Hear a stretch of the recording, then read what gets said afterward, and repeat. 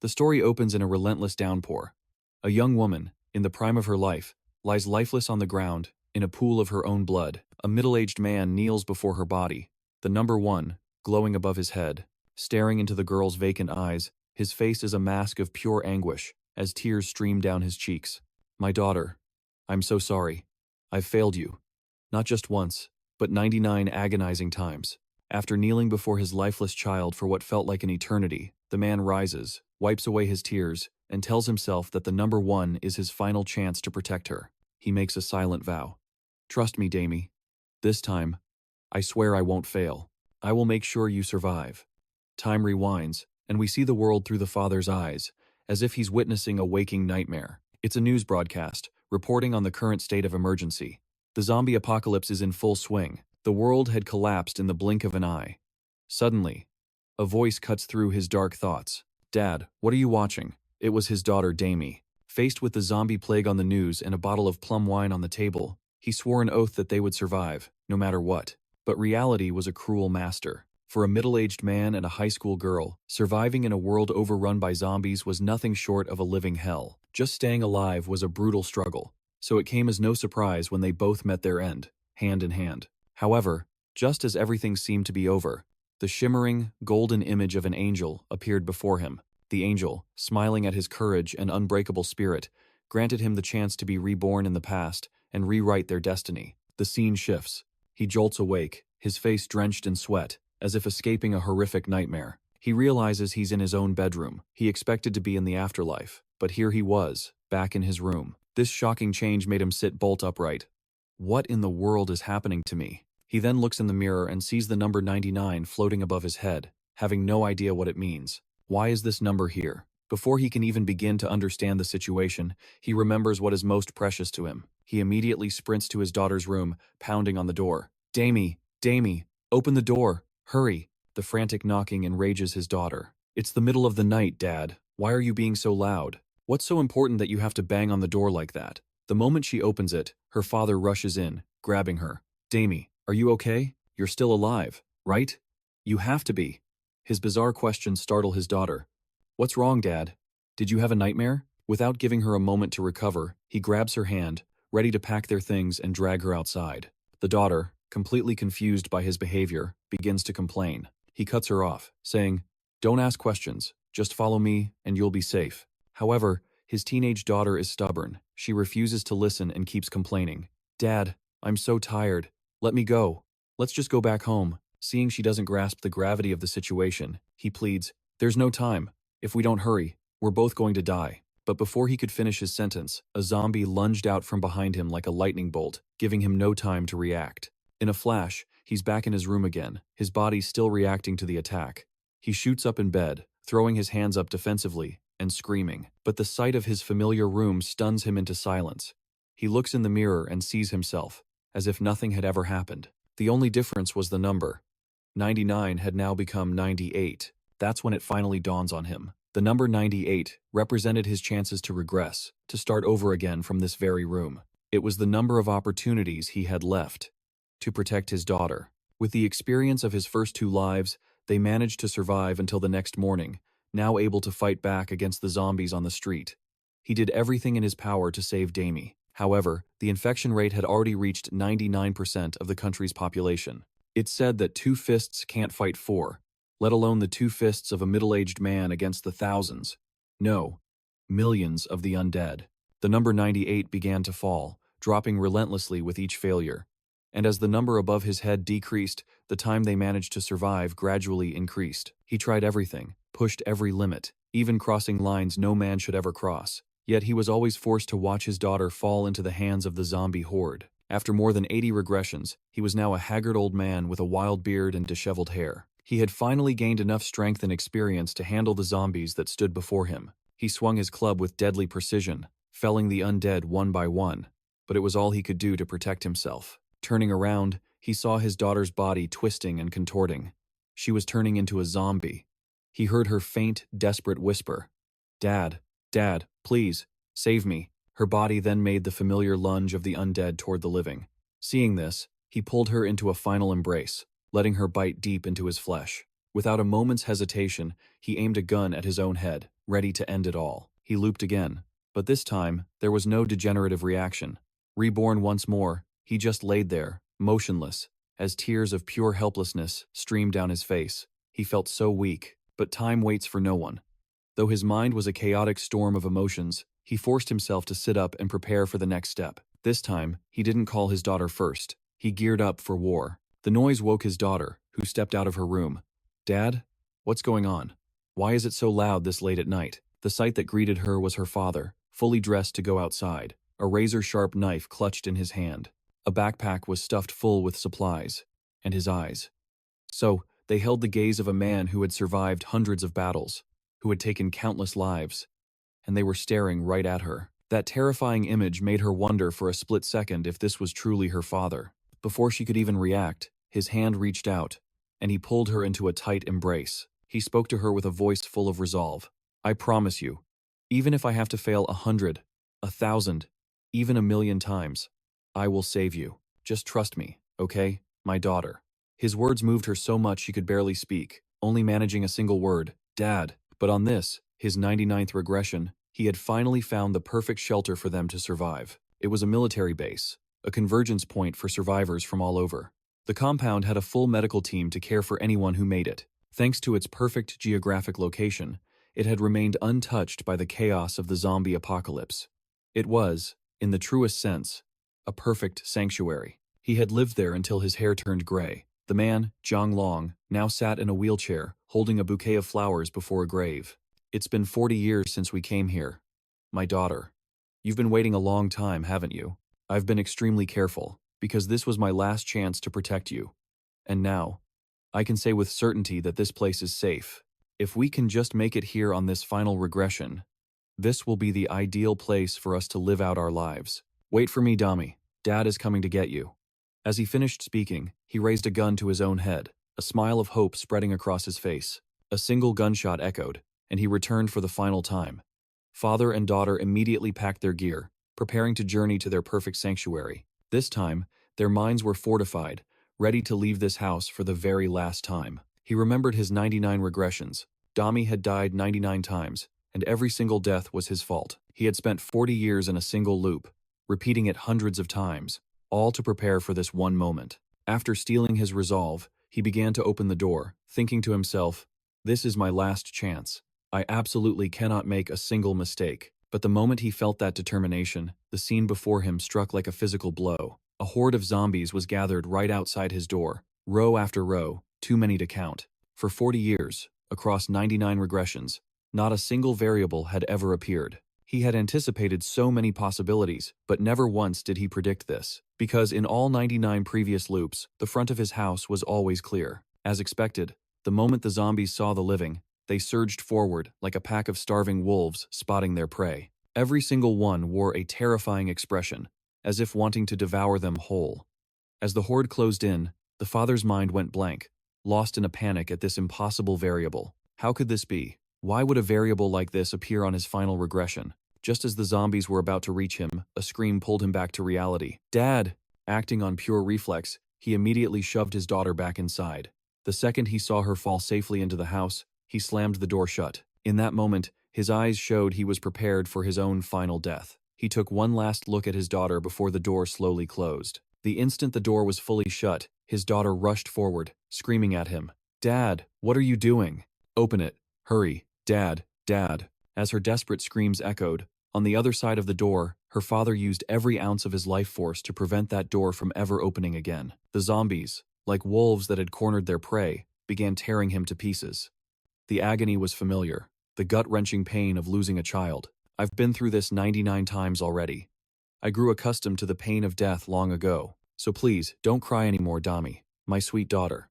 As he prepared to welcome his final, true death, an image of his daughter falling into the zombie's clutches flashed through his mind. Seeing the look of terror on her face, he found his resolve again, planting his feet firmly on the ground. "No, this can't happen. I can die 100, 1,000 times, and it won't matter. But the one condition is that you must live. Until you are safe and sound, I am not allowed to die." An earth-shattering roar erupted from him, blasting the zombies away. But one, with faster reflexes, immediately regained its footing and lunged at him. In the blink of an eye, that zombie was cut down. He then began slaughtering every zombie in his path, one by one, until one finally managed to sink its teeth into his shoulder. In response, he bit it back, exactly the way it had bitten him. At that moment, he became a savage beast, fighting the horde with reckless abandon. The other zombies watched in shock as he tore through their kind. Its kind was so terrified by his overwhelming power, they didn't dare take another step.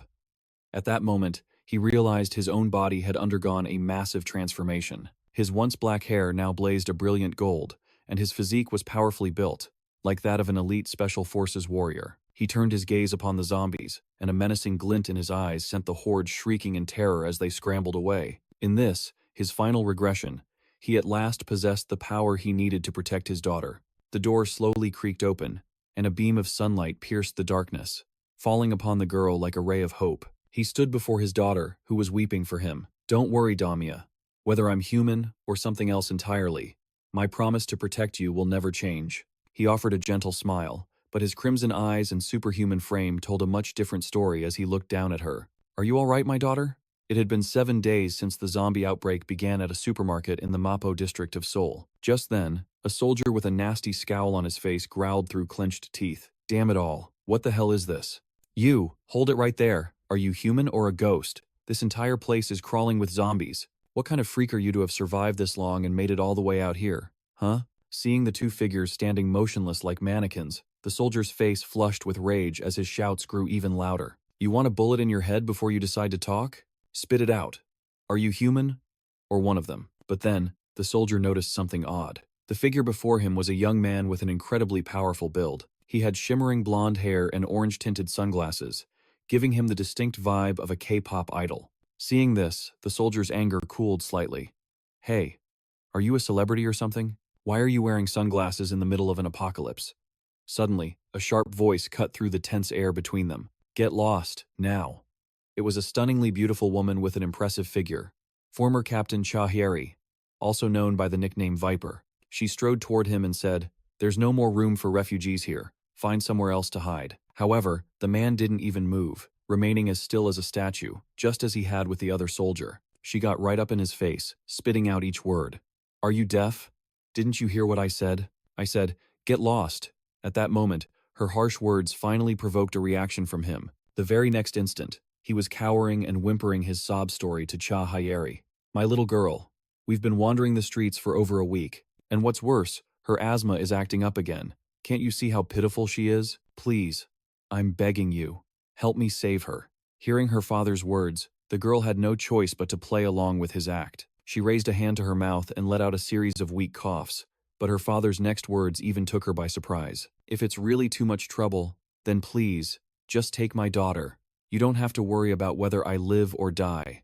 I'm begging you." Standing before this gut-wrenching performance, Cha Hyeri was frozen for a moment, as if she'd never heard a tragic story in her entire life. A second later, her brow furrowed, her teeth ground together, and veins began to pulse on her temple. Seeing the former captain's reaction, the other soldier was certain this fool was about to die. He stepped in front of the pair and sneered.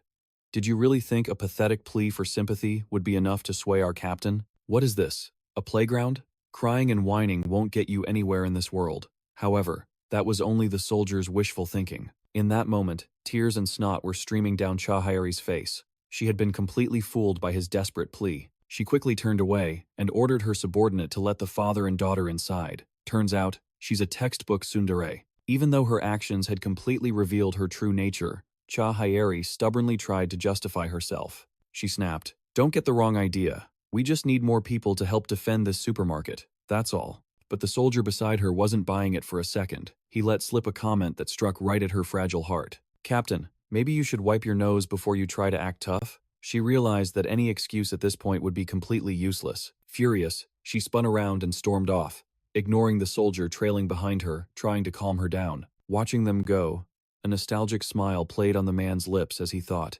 "She hasn't changed at all from my previous life, has she?" Captain Cha Hyeri was the leader of the surviving soldiers in Mapo district, a former military officer who had successfully secured a shelter. Throughout the zombie pandemic, she was known by everyone for being as cold and ruthless as a viper. But she had one single weakness that didn't fit her title. Whenever she was confronted with the sacrifice and love of a parent for their child, she was easily swayed. A sharp shout suddenly pulled him back from his memories.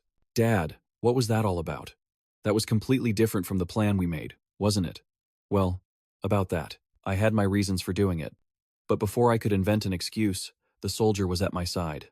You too, with me. The moment Damy saw the soldier, she slipped back into her act, letting out a series of weak, hacking coughs. But her pathetic performance didn't fool the soldier one bit. He ordered her to knock it off. The show wouldn't work anymore. Then, suddenly, her head swam with dizziness, and her legs gave out from under her. The soldier saw this and grew angry, thinking she was just taking the act too far. Stop messing around, he snarled. Let's go, now. I immediately rushed forward to support her. Seeing my daughter's true state, I realized her condition was rapidly getting worse, much worse than in the past few days. We needed to rest immediately, or pushing forward like this would become dangerous. This all likely stemmed from 2 incidents 7 days ago. The first was at the front door of our home as we escaped, and the second was my own body. I still couldn't understand it. Even though I'd been bitten by countless zombies, I was somehow still alive and still sane. In fact, after being bitten, I had become strong enough to overwhelm an entire horde of them. My body had changed so strangely, I didn't feel like my old self anymore. Could it be that I'd become one of them? At that moment, in the supermarket secured by Captain Cha, the man looked up and thought, the optimal path for survival in the early stages requires plenty of essential supplies and a location defended by the military. This supermarket met both conditions. Staying here might actually be safe. Staring at the ruined building next door, he had to ask, why is that building completely devastated? It was never like that before. He asked the question with a strange certainty, almost as if he were from the future. The soldier scoffed before turning to explain. That happened about 3 days ago, when a horde of zombies flooded this place. Captain Chahe's entire squad was fighting a losing battle. So, the captain herself acted as a decoy. She lured them into the building next door. Once, most of them were inside. We detonated the explosives we had planted. As he spoke, the soldier's face twisted with anger, and he couldn't stop himself from cursing. They're probably all gone now. A few of those damn freaks might have survived, but they'll just be stuck in there to rot. Then the soldier suddenly noticed the man's bizarre expression. He was frozen stiff, his eyes wide as if he couldn't believe what he was hearing. The soldier asked, "What's with that look? You don't actually think those zombies could break out from under a collapsed 20-story building, do you?" The soldier laughed, mocking him, completely oblivious to the colossal figure that had just appeared behind him. But a soldier's instincts are sharp. He felt a strange presence, a chill down his spine. He instinctively whipped his head around to look. There stood a massive zombie, nearly 10 meters tall, with 2 gaping holes in its abdomen. Staring at the monstrous zombie and its 4 horrifying eyes, he was paralyzed by pure, unadulterated terror, frozen by the nightmarish sight. The next second, the zombie slowly raised its enormous arm. It brought its fist down with devastating force, obliterating him. Just then, drawn by the commotion, Captain Cha arrived. Before she could even assess the situation, she saw a giant hand hurtling straight for her. Acting on pure instinct, she dove to the side, narrowly avoiding the fatal attack. Soon after, the captain's squad arrived, but they too were stunned into silence by the terrifying scene before them. "It's a zombie!" one of them screamed. "What the hell is that thing? Where did a monster that huge even come from?" Not giving her soldiers a moment to panic, Chahe raised her rifle and issued a command to the entire unit. "Open fire! Take that thing down!" A split second later, a hail of gunfire erupted from the soldiers. But the colossal zombie just stood there, completely unfazed, as if nothing had happened at all. It seemed their bullets couldn't even penetrate its skin. In fact, the gunfire only seemed to enrage the beast. It threw its head back and let out a deafening roar. Then, it swung its arm toward the soldiers who had shot it. With just a single swipe, it wiped them out in the blink of an eye. The horrific sight shattered a nearby soldier's will to fight. His hands trembled as his rifle clattered to the ground. He collapsed, screaming in terror. But his loud screams only drew the monster's attention. It prepared to deliver a fatal blow. The next second, a backpack flew through the air, smacking the zombie right in the face. Obviously, that wasn't enough to stop the creature. Just as its massive hands were about to hit the ground, Captain Chahe moved in, pulling the soldier to safety just in the nick of time. After saving the soldier, she tore into him for his cowardice. "Get a grip. Are you just going to wait here to die?" Her sharp words jolted him back to his senses. But despite her harsh tone, Chahe's own heart was pounding. This battle was on a completely different level than the one 3 days ago. The creature they were facing was no ordinary zombie. It was 10 times more terrifying than that entire horde. Glancing toward the supermarket, a desperate plan sparked in her mind. Without a second thought, she gave the order. Everyone, into the supermarket. The second the words left her mouth, everyone scrambled for their lives. However, Damy was at her absolute limit, drained both physically and mentally. She was quickly falling behind the panicked crowd. Her father knew if this kept up, his daughter wouldn't escape the monster. He desperately called out to Cha-hae for help, but she cut him off with a roar. "Shut your mouth and just keep running." In that instant, there was no more time to think.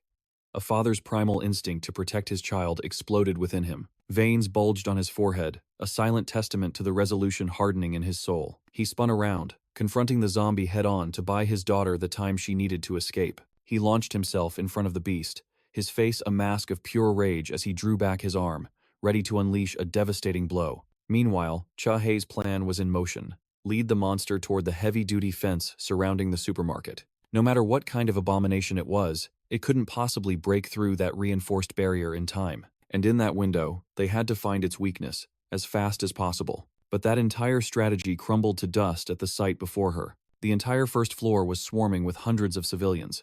The evacuation should have been finished ages ago, she thought, stunned. Why were so many people still gathered here? She could see the sheer terror on their faces, on the faces of the frightened children. She stopped dead in her tracks and changed the plan. Turning back, she barked a new order. "I'll draw its attention. The rest of you, get inside, now." Then her eyes locked onto Damy, standing all alone. Her father was nowhere in sight. Fury blazed in her eyes as she yelled, "Why are you here by yourself? Where did your father go?" With every word, her rage mounted, the veins on her temples throbbing with fury. "Don't tell me. That coward actually abandoned his own daughter to save himself. That absolute monster." But before she could finish, Damy cut her off by pointing silently into the distance. A deafening crash echoed from that direction. Cha-hae's head whipped around, and she witnessed a sight that would be burned into her memory forever. She saw a pair of hands clasped together, raised high like a warhammer. Then, they came smashing down on the zombie with the force of a meteor. The impact created a seismic shockwave. That was the sound Cha-hae had heard just moments before. The blow had completely obliterated the zombie's head, reducing it to an unrecognizable pulp of flesh and bone. But he wasn't taking any chances. He continued to rain down one crushing blow after another, making absolutely sure it was dead. An eerie silence fell over the area, broken only by the sickening, repetitive thud of his brutal assault. The civilians watched, their fear slowly fading as the immediate threat was brutally neutralized before their eyes. But the sight was too gruesome for young children. A father inside the market quickly shielded his daughter's eyes. After what felt like 49 pulverizing strikes, he was finally certain that the monster had been sent to the afterlife 49 times over. He finally stepped off the mangled corpse, panting heavily after the extreme exertion. He walked toward Cha-hae and the stunned crowd, breaking the heavy silence. "I'm sorry. I couldn't keep our promise. I was so scared you would get hurt. I had to do this." Instantly, Captain Cha-hae raised her rifle, aiming it squarely at him. Her face was a mask of confusion and terror as she asked, What in the world are you?" Realizing his secret could no longer be hidden, he slowly reached up, took off his glasses, and began to introduce himself. "My name is Yoo Min. I'm Damy's father." As he spoke, his daughter was screaming on the inside. "No, Dad, don't," her mind shrieked. "If you reveal your identity here, you'll be in mortal danger." But her father's next words left her completely frozen. "I am Damy's father. A zombie. And an expert on zombies." The confession hung in the air, leaving both Cha-hae and Damy utterly paralyzed and speechless. He continued calmly. "After the zombie outbreak started, I began to thoroughly analyze their weaknesses and biology in order to survive. I'm just glad that knowledge can be of some help to everyone. I hope that you can help my daughter and me from now on." In response, Cha-hae offered a thin, cryptic smile. "Ah, so that's how it is." And in the next instant, she charged. She moved in a flash, pressing a cold blade against his throat. The attack was so swift his daughter could only watch in horror, unable to do anything but protest from afar. "What do you think you're doing?" But Cha-hae ignored her pleas, her voice like ice. "Shut your mouth. That was a mutated zombie. A monster that shrugged off bullets like they were raindrops. And he managed to kill it with his bare hands? And those strange, crimson eyes. They were identical to the eyes of the undead." With every word, her face drew closer to his, her voice a dangerous whisper. "Tell me right now, what are you? Human or zombie?" But he immediately shot back her accusation. You're mistaken. The bullets did have an effect. That monster was already weakened from the barrage laid down by your squad. I just seized the opportunity to finish the job. Its designation is E, a variant created by fusing two zombies into one. Its destructive power is self-evident, but its greatest trait is its impossibly tough defense. However, it has one fatal weakness: its chin. With that, he flashed a confident, knowing smile. He thought to himself, of course, I just made all of that up. But it's not exactly a lie. All you need is the force of a C4 mine to its jaw, and it'll shatter that defense. Cha-Hae continued her interrogation. Then what about your red eyes? He answered without missing a beat. I was born with a melanin deficiency in my body. That's why they're this color. It's the reason I have to wear glasses all the time. A gaze like mine. It tends to make people feel incredibly uneasy. With his explanation complete, he delivered the final blow to her interrogation. So, do I still look like a zombie to you now? Faced with his surprisingly logical arguments, she was taken aback, unable to find a single word to counter him. Still, she couldn't just dismiss her deep-seated suspicions in an instant. Cha-Hae bit her lip, thinking, he's incredibly suspicious. My gut tells me something is off about him. But maybe I'm just being paranoid. After all, what kind of zombie is this rational? Or would protect a child so fiercely? Besides, with a silver tongue like that, I couldn't win an argument against him if I had 100 mouths. In the end, she gave up on questioning the father and daughter any further, granting them entry into her temporary shelter. She turned to walk away, but not without giving him one final chilling warning. From now on, I'll be watching your every move. Mr. Zombie Expert. His words left the two of them on high alert. The scene shifts to the battlefield the zombie left behind. Cha-Hae stood there, surveying the terrible aftermath of the giant's rampage. Looking at the soldiers who fought bravely and fell in battle, a storm of complex emotions churned inside her. Just then, two soldiers ran up to her.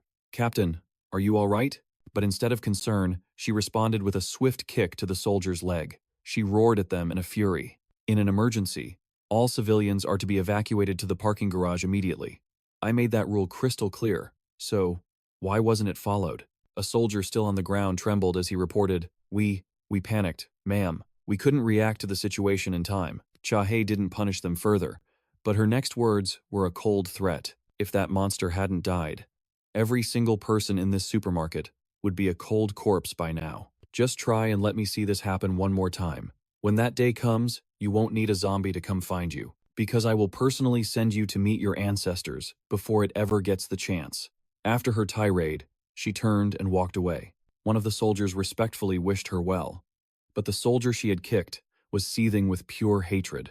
From behind, he glared at her retreating figure, his eyes burning with resentment as he ground his teeth. He swore he would get revenge for this humiliation. The view changes to the supermarket's main square, where each family had their own mat laid out to rest. At the same time, every person had their own backpack to store supplies. And now, with Captain Cha-Hae's permission, the father and daughter finally had a place to rest among them. The two began to chat cheerfully. The daughter, Damy, said, I'm so glad your identity wasn't exposed. When you took off your glasses to introduce yourself, and spoke about zombies so calmly, I thought for sure they'd see you as a target. My heart felt like it was going to explode. He calmly reassured her. As long as we don't do anything too outrageous, they probably won't harm us. I'm not the type to act recklessly, so don't you worry. Damy felt her father's behavior toward Captain Cha-Hae was a bit too natural, almost smooth, and asked suspiciously, Dad, do you know that captain? At her question, a flood of memories surfaced, of him and Cha-Hae fighting side by side with his daughter, across 99 lifetimes, bringing a nostalgic smile to his face, but he couldn't admit it to her. After all, how could he possibly explain that he had died and been reborn 99 times? His daughter, still curious, pressed on. But, do you even know what outrageous means? Where did you learn a word like that? He replied instantly. From my daughter, of course. Who else? Hearing this, Damy's confusion only deepened, because, in her memory, she had never said that word to him before. She was sure she'd never taught her dad that word. She asked again, Me? But I never taught you that. He just smiled confidently and insisted, Oh, yes you did. Many, many times, in fact. Then he stood up, telling his daughter to wait right there while he went to get some food for them both. He ignored the stream of questions from his confused little girl. He watched as his daughter, Damy, tried to search her entire memory, unaware she was recalling things from a past life. Seeing her little brain working at full capacity without finding a single clue made him smile gently, remembering a conversation they had that morning. It was back when the two of them hadn't yet reached Captain Chahai's shelter. Damy held a pair of orange-yellow glasses, warning him that the strange changes to his body had to be kept an absolute secret, because if people found out about his current condition, they might see him as an enemy. Her face was dead serious as she continued her warning. "You have to promise me, Dad. Do you hear me?" Back in the present, he was trading for some supplies at a food distribution point set up by the military. He took a lap around the area to check the situation. The more he observed the people around him, the more he understood that if his identity were exposed right now, this entire shelter would descend into chaos, knowing a monster was living right in the heart of their sanctuary. After scouting the area, he brought the food back to where his daughter was waiting and called out, "Damy, Dad's back!" But seeing his daughter sleeping soundly on the ground, he immediately trailed off. He carefully and quietly placed a blanket over her. Only then did his brow furrow as he began to seriously think about the recent turn of events. He was always wondering, how did things escalate to this point? The rate at which zombies were appearing in this life was unbelievably faster than in his 99 previous lives. Normally, it would take a short while before 100 or so zombies gathered at the shelter's gates, and another week before a mutated one appeared. With the experience of 99 past lives, he knew this timeline was completely off. There had to be a powerful variable at play. But why were the zombies mutating so quickly? As he pondered this, a dark premonition about the future washed over him. He always had a feeling the zombies could sense him, wherever he was, and that they were constantly stalking him, hunting him down. There was a high probability they wanted to erase both him and his daughter from this world. He didn't know if his existence simply annoyed them, or if it was pure fear driving them. But one thing he was certain of. He himself was the variable affecting this undead horde.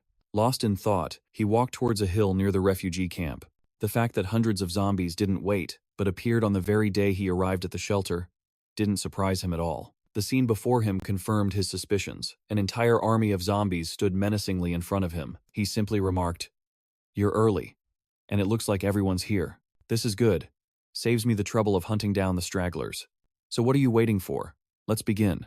As he spoke, he held up a four-legged chair and snapped it in half, creating two makeshift weapons. He urged them to attack because he wanted to finish this mess before his daughter woke up, so he could return to her side. The moment he finished speaking, the zombie horde charged, led by a mutated six-armed monstrosity. A four-eyed zombie at the front of the pack was immediately split in two and sent flying. He then plunged into a fierce battle with the horde. With every swing of his arms, 2 or 3 zombies were swiftly returned to the dust. After fighting for a while, the sheer number of mutated zombies began to make the situation difficult to manage. A four-eyed zombie clamped its jaws onto his shoulder. A second later, his arm was torn clean off by its attack. However, this didn't faze him in the slightest. He leaped onto the zombie that dared to take his arm. Immediately after, a new arm regenerated at an impossible speed. His eyes blazed with red-hot fury. He pulled back his newly formed fist and sent the zombie straight to hell with a single punch. Then, nearly a dozen massive centipede-like zombies, each tens of meters tall, surrounded him. From their mouths, they vomited a disgusting liquid downwards. The moment the fluid hit the ground, it exploded, blanketing the area in thick smoke and obscuring all vision. He instantly leaped high into the air, appearing before the centipede zombies, and took them all down in the blink of an eye. But the makeshift chair weapons felt awkward. Fearing he might lose another arm, he summoned the weapons he was most familiar with, a pair of small axes forged from high-density steel. Before a single zombie could even process his lightning-fast attack, their bodies were already falling apart in pieces before their eyes. In an instant, he closed the distance to the commander zombie. It tried to counter, but a brutal kick slammed it to the ground before it could even move. It let out one last, agonizing shriek before joining the rest of its horde in damnation. Finally, the battle was over, giving him just enough time to get back before his daughter discovered he was sneaking out to do dangerous work. If she found out, he'd get an earful for at least an hour. Fast forward to the next morning at the refugee camp, where Damy was slowly waking up from a deep, restful sleep. She sat up and stretched her body, getting ready for a brand new day. That's when she saw her father already waiting by her side. "My daughter," he said gently. "You're awake?" In his hands was her breakfast, a simple meal of rice, stir-fried meat, kimchi, and a delicious tomato sauce. He placed the plate of food in front of her and said softly, "You must be hungry, right? Here, eat up before it gets cold." Waking up to someone serving you breakfast, especially when that someone is the strongest dad on earth. He was truly as caring as he was powerful. She smiled at the peaceful scene before her and replied cheerfully, "Okay." The scene shifts to the office door of Captain Chahe, where a sign clearly reads, "Authorized personnel only." A familiar, scolding voice rang out from within. "Are you messing with me right now?" A panicked soldier standing before her quickly answered. "What I'm saying is the truth, ma'am." The noise went on from late last night until the crack of dawn this morning. It was so loud. I'm sure you must have heard it too, Captain. And according to our recon patrol, every single zombie in that area has been completely wiped out. Hearing such an absurd report, Chahe slammed her hand on the desk and roared. "What in the hell are you talking about? Are you telling me they just slaughtered each other until none were left?" Even the soldier seemed to doubt his own words. However, he had to report what he observed. "I know it sounds unbelievable, Captain, but I witnessed it all with my own 2 eyes. There is no mistake." Hearing that, Captain Chahe was at a loss for words. She fell silent, her mind racing. An entire horde of zombies, wiped out in half a night? And the report stated most of them were mutated types. Who would ever believe a story like this? What in the world was happening out there? Suddenly, the military transceiver beside her crackled to life. Chahe glanced at it, and her face filled with disbelief at what she saw. She calmly collected herself, sat down, and gave an order to the soldier. "I want you to assemble everyone in this refugee area. Immediately. As of this moment, we are proceeding with the plan to evacuate this temporary shelter." The scene changes to a man with a scarred face, pressing his hands against a window, and observing the outside world in awe. "Oh my God. Is this for real? Where did all the zombies go? There's not a single one in sight." Finished speaking, he turned to the others in the room. "Are the zombies really gone?" The people around him immediately started buzzing. "I definitely heard the soldiers talking. They said it's true. Besides, all the screaming from the zombies completely stopped this morning." Hearing this, the people in the shelter erupted in cheers of joy. "Haha, this is great. There are really no more zombies here. We're finally safe now." But Damy was a little skeptical of the news and turned to her father. "Dad, are the zombies really gone from around here?" But instead of answering her question, he placed a protective helmet on her head. Then, he gave her a serious warning. "Damy, listen to my words carefully. In a little while, no matter what happens, you must not take off this helmet. Got it?"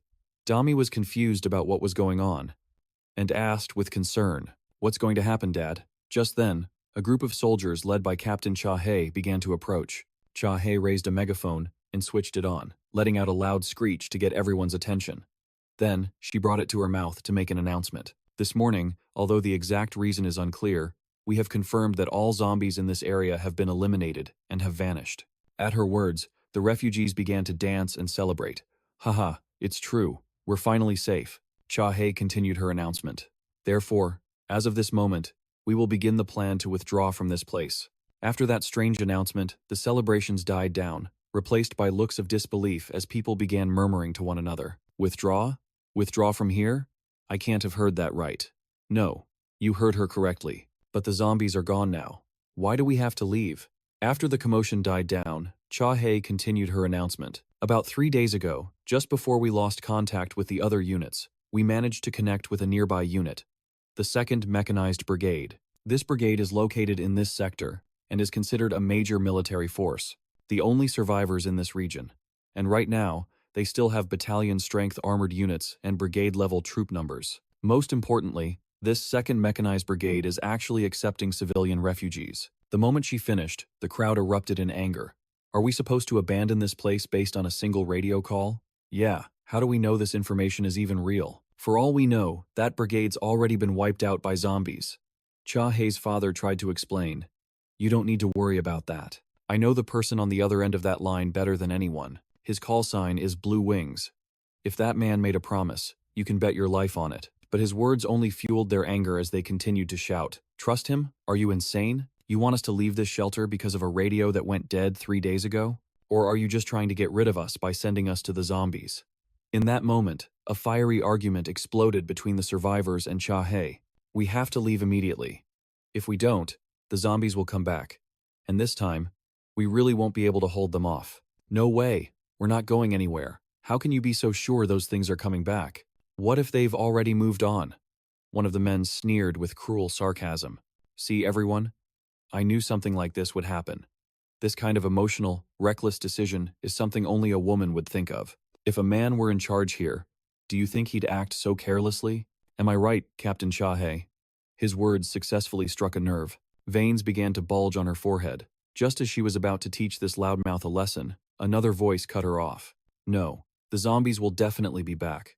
But the heckler wasn't done yet, turning his rage from Cha-Hae to the newcomer. Who the hell do you think you are, talking like you know everything? Answer me. He then turned to face the loudmouth and said, if we stay here, we're nothing but choice cuts of meat on a platter for the zombies. You call this safe?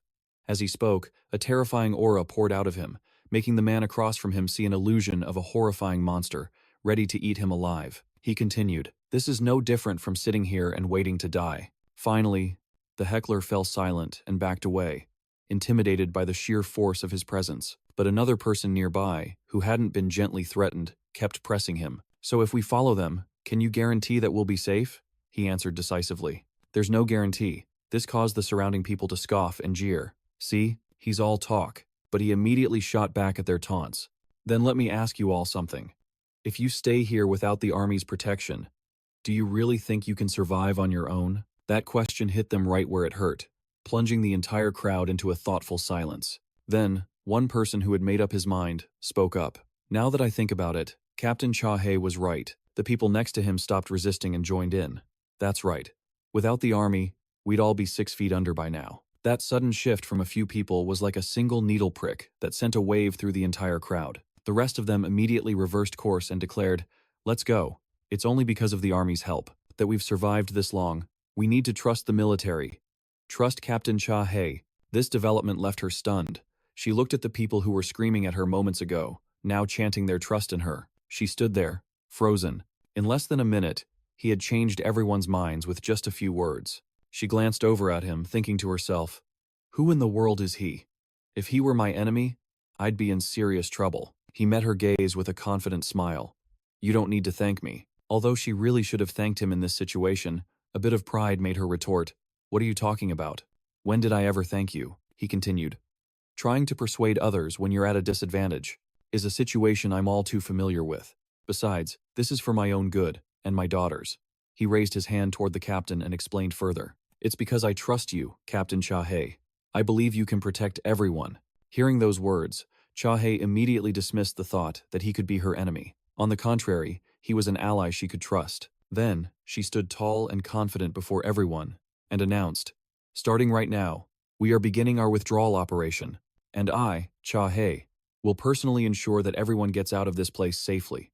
With that, everyone began to pack their things. They were fully equipped, ready to move to the next refugee camp in a 4-car convoy. The lead and rear vehicles held most of the soldiers, protecting the 2 larger transports carrying civilians in the middle. On one of those transports, Damy's face was grim. She remembered her father's warning, keeping her helmet on tight and clutching her backpack, ready for the worst, ignoring the strange looks from the old woman beside her. The soldiers in the outer vehicles were on high alert, bracing for a zombie attack at any moment.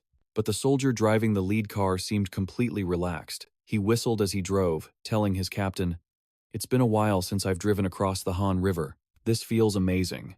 Seeing his careless attitude, the captain snapped at him to focus, because once they crossed this river, the real battle would begin.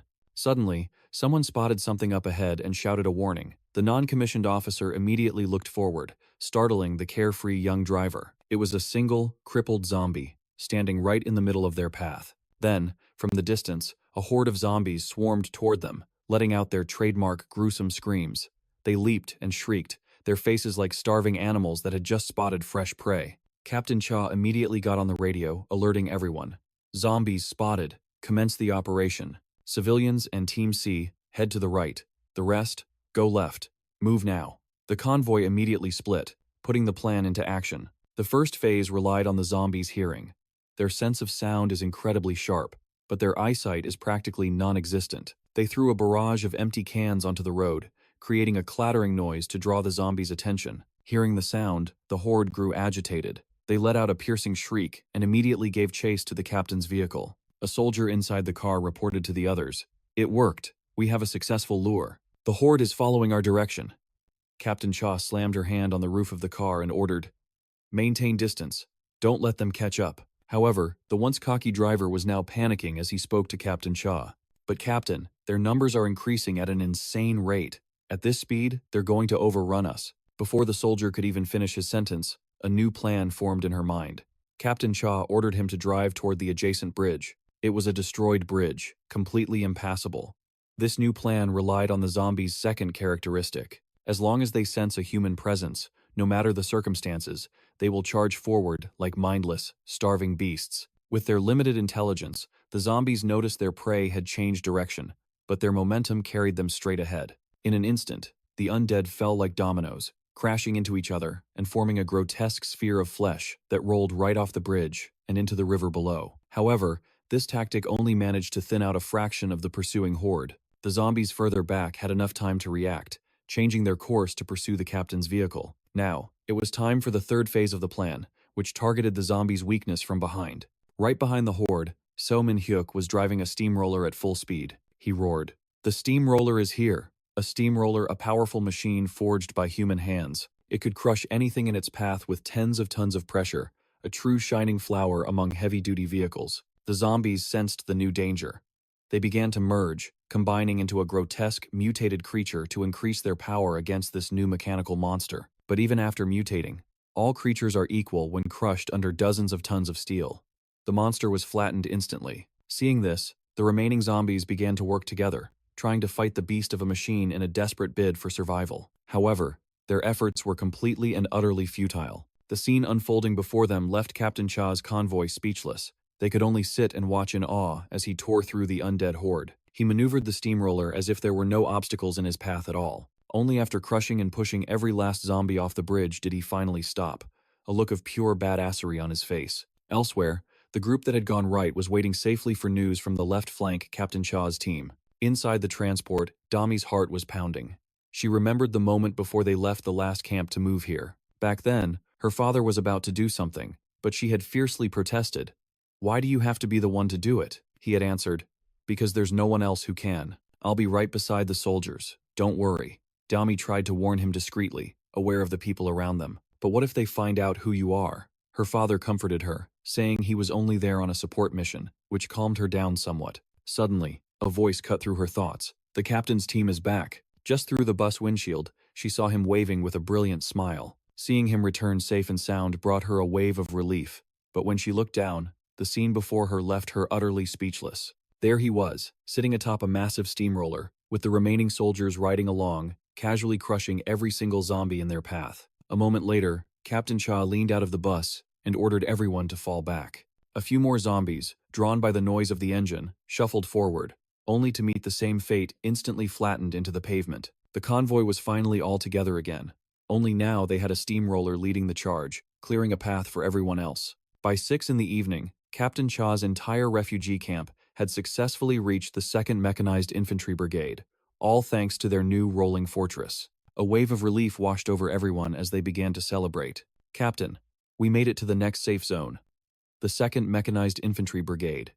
In my past life, this was a unit that survived for a very long time. Under the brilliant command of its leadership, this place became one of the most crucial strategic points in the apocalypse. Before, the journey from the last camp took forever, but this time, it took us only 8 days to get here, a new record compared to my 99 previous lives. Still, I can't let my guard down. Getting overconfident just because I'm stronger now could lead to a careless mistake, and that could put Damy in danger. This is my last life, and I absolutely will not deviate from the path I know works. The real game starts now." Just then, a soldier on the roof of a vehicle called out cheerfully, "You're a legend, Mr. Zombie Expert. Honestly, I was a little uneasy about working with you at first." Another soldier chimed in, "But thanks to you, we all made it here alive. We found the steamroller, but none of us knew how to drive it." "Did you used to be a steamroller operator or something?" He replied, "Not exactly.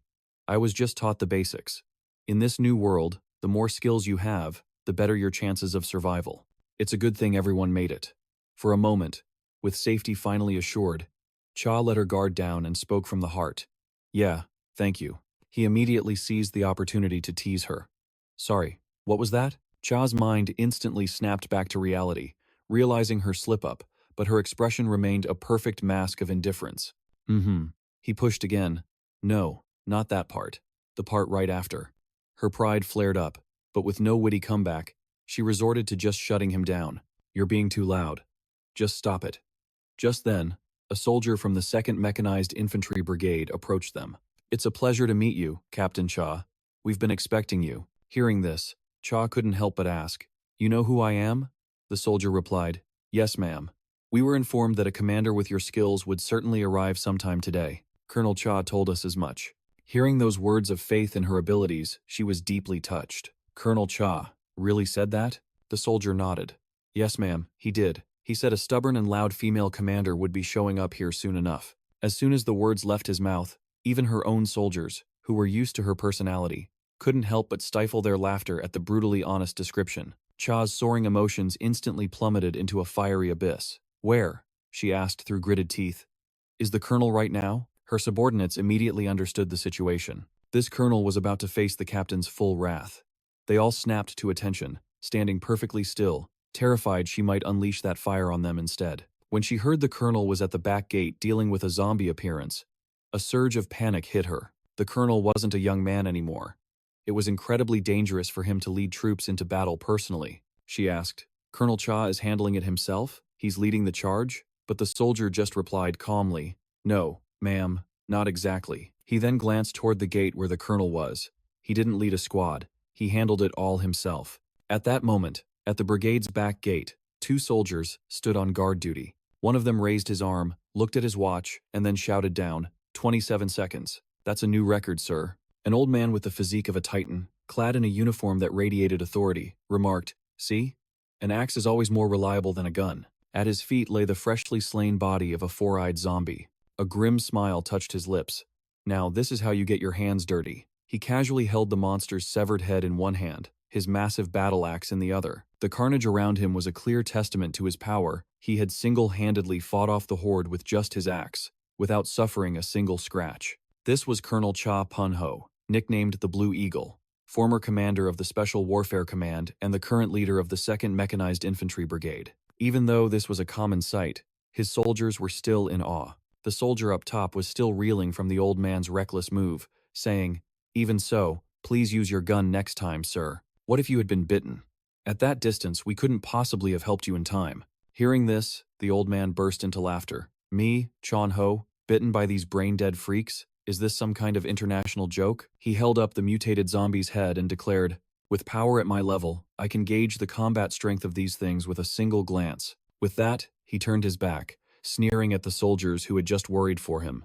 "You useless freeloaders. With your pathetic skills, what help could you possibly be? You just get in my way."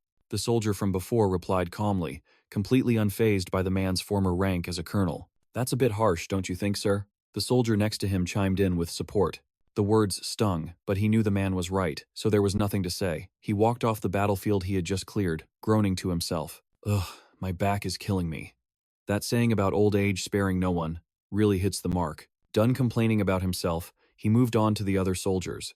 "Besides those useless guys, is there anyone in this world who's actually competent?" One of the soldiers shot back, "We can hear you, you know." Suddenly, a four-eyed zombie, barely alive, pushed itself up for one last fight. The colonel saw it and, without a shred of emotion, said, "What's this? You're still alive."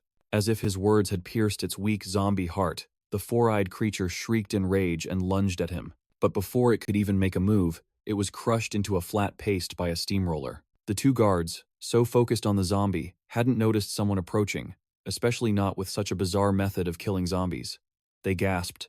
What the hell was that? Down below, the colonel, despite seeing this strange technique for the first time, remained completely unfazed, his years of experience keeping any surprise from his face. He raised his eyes to look at the person driving the steamroller, and in an instant, his stoic expression shattered into one of utter shock and awe. "With power at my level, I can tell an opponent's combat strength with a single glance. And right now, standing before this man, he instantly recognized a power that felt like a demon, a threat to everything around it." The man approached and gave a polite introduction. "Hello everyone. I came here with Captain Cha He. My name is Jae Minsu. I heard about the situation from the gate guards and came to see if I could help." In a flash, the colonel launched himself at the newcomer, his axe raised high, ready to kill him on the spot. The moment the axe was about to land, the two guards on the wall screamed in terror. "Ah! Colonel, what are you doing? Is he attacking a civilian?" But the soldier's expression instantly shifted from panic to sheer disbelief. What in the world is happening? He could only watch as the man blocked the colonel's armed attack with a single, bare hand. Seeing this, The colonel immediately barked an order to the two soldiers inside. Get inside and sound the red alert, now. Because what we have here is a true monster. Then, the young man finally spoke. So that look in your eyes, you can't hide it anymore, can you? Colonel Chan Ho was stunned that this stranger knew his name. What did you say? A second later, the hand gripping the axe tightened, shattering the weapon into 100 pieces that scattered everywhere. The man said, I have to stay here. And to do that, I need to convince you. But I can tell that just talking won't be enough anymore. The colonel's face was a mask of horror as he stared at the fragments of his weapon. But then, a genuine smile spread across his face, the first he'd shown in years. Because before him, Jae-min-soo was clenching his fist, taking a stance for a proper fight, and saying, I'll show you who I am, in the way you've always enjoyed the most. The colonel's eyes lit up. Are you saying you want to have a one-on-one duel with me? I've lived a long life, but this is the first time I've met a madman like you. You think I care about these childish games? But as he spoke, the colonel cast aside his rank and duty. His personal desires were far more important now. He tore off his military uniform, leaving only a tank top and pants to make it easier for a bare-knuckle brawl. He cracked his knuckles one by one and said, How did you know this would get me interested? Whatever. Let me see for myself. Just what kind of man are you? And with that, he vanished from where he stood. A split second later, he appeared directly above the young man, a terrifying grin on his face. Both of them raised their fists, ready to indulge in the colonel's favorite pastime. The scene cuts to the sky above mechanized Camp 2.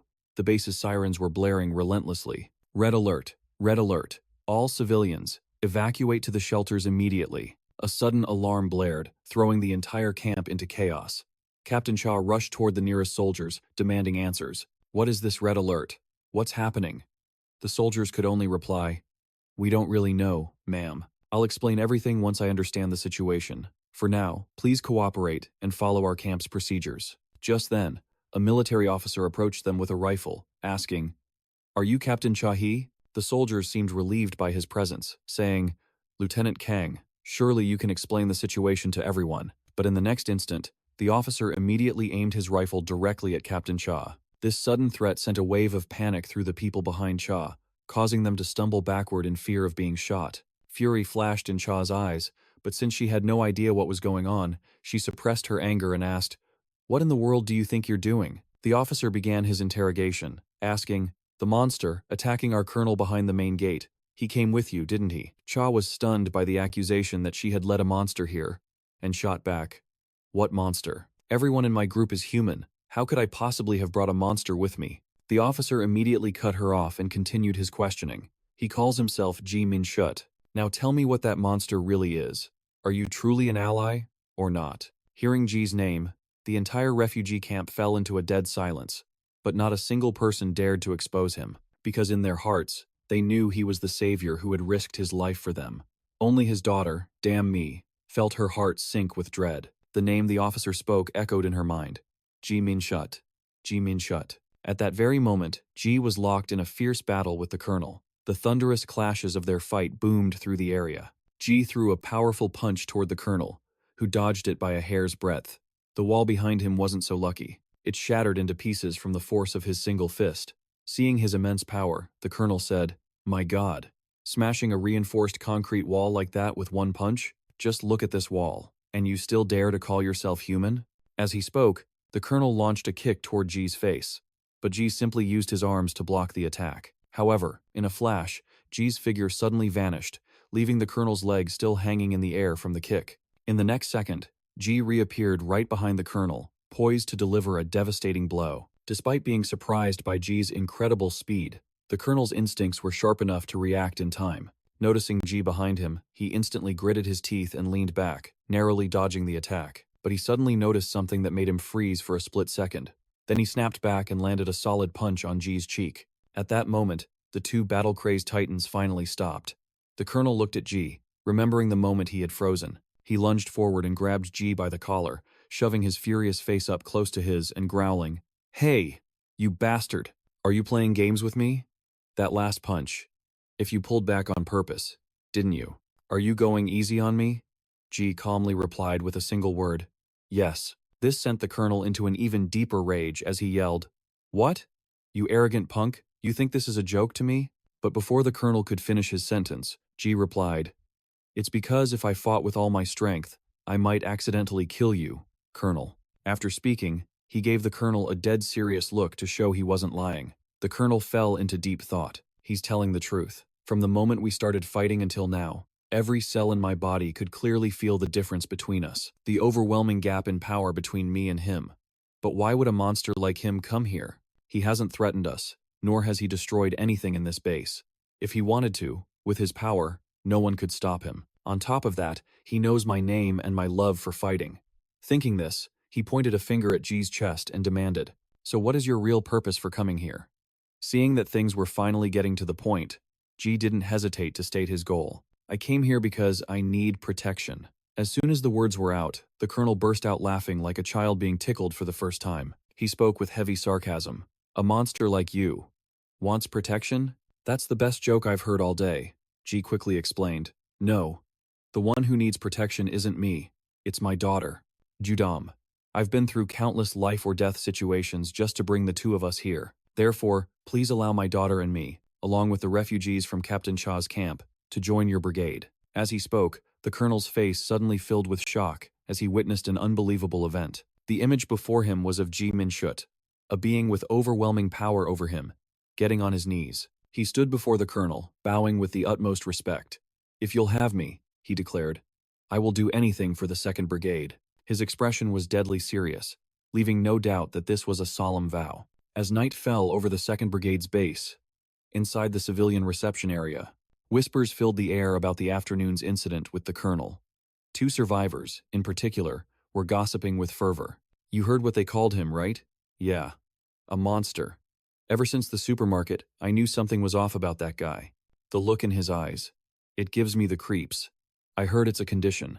A lack of melanin or something." "A condition? Are you sure? Think about it.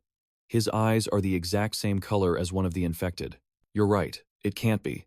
Is he actually one of them?" Meanwhile, the man in question sat in solitary confinement. His body was wrapped in dozens of loops of thick rope. His hands were bound in heavy, industrial-grade steel chains. The message was clear. They were utterly terrified of his monstrous power. Yet, he felt no anger, no frustration, only a quiet stillness as he replayed his conversation with the Colonel.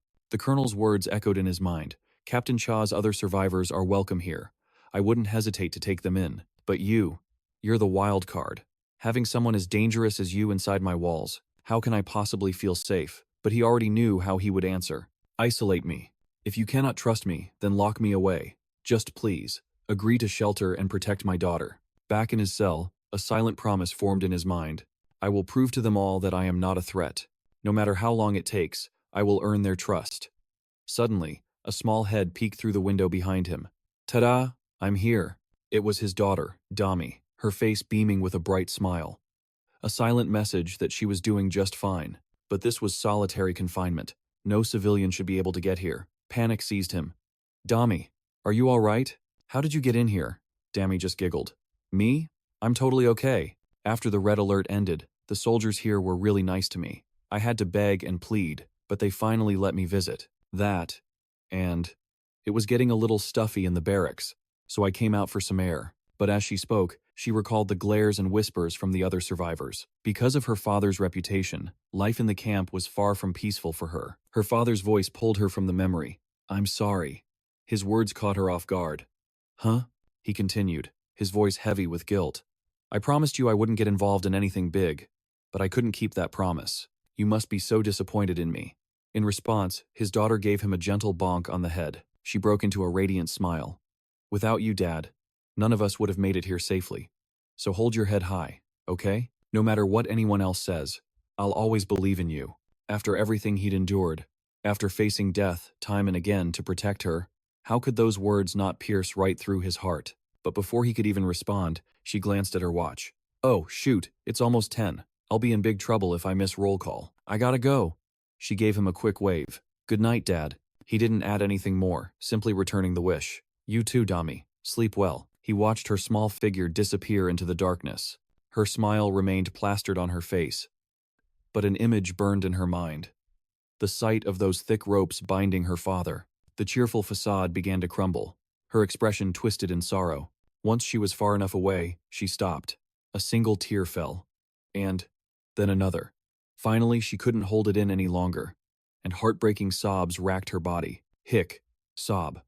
But back in the cell, his transformation had heightened all his senses far beyond human limits, and even, from this distance, he could hear every single one of his daughter's cries.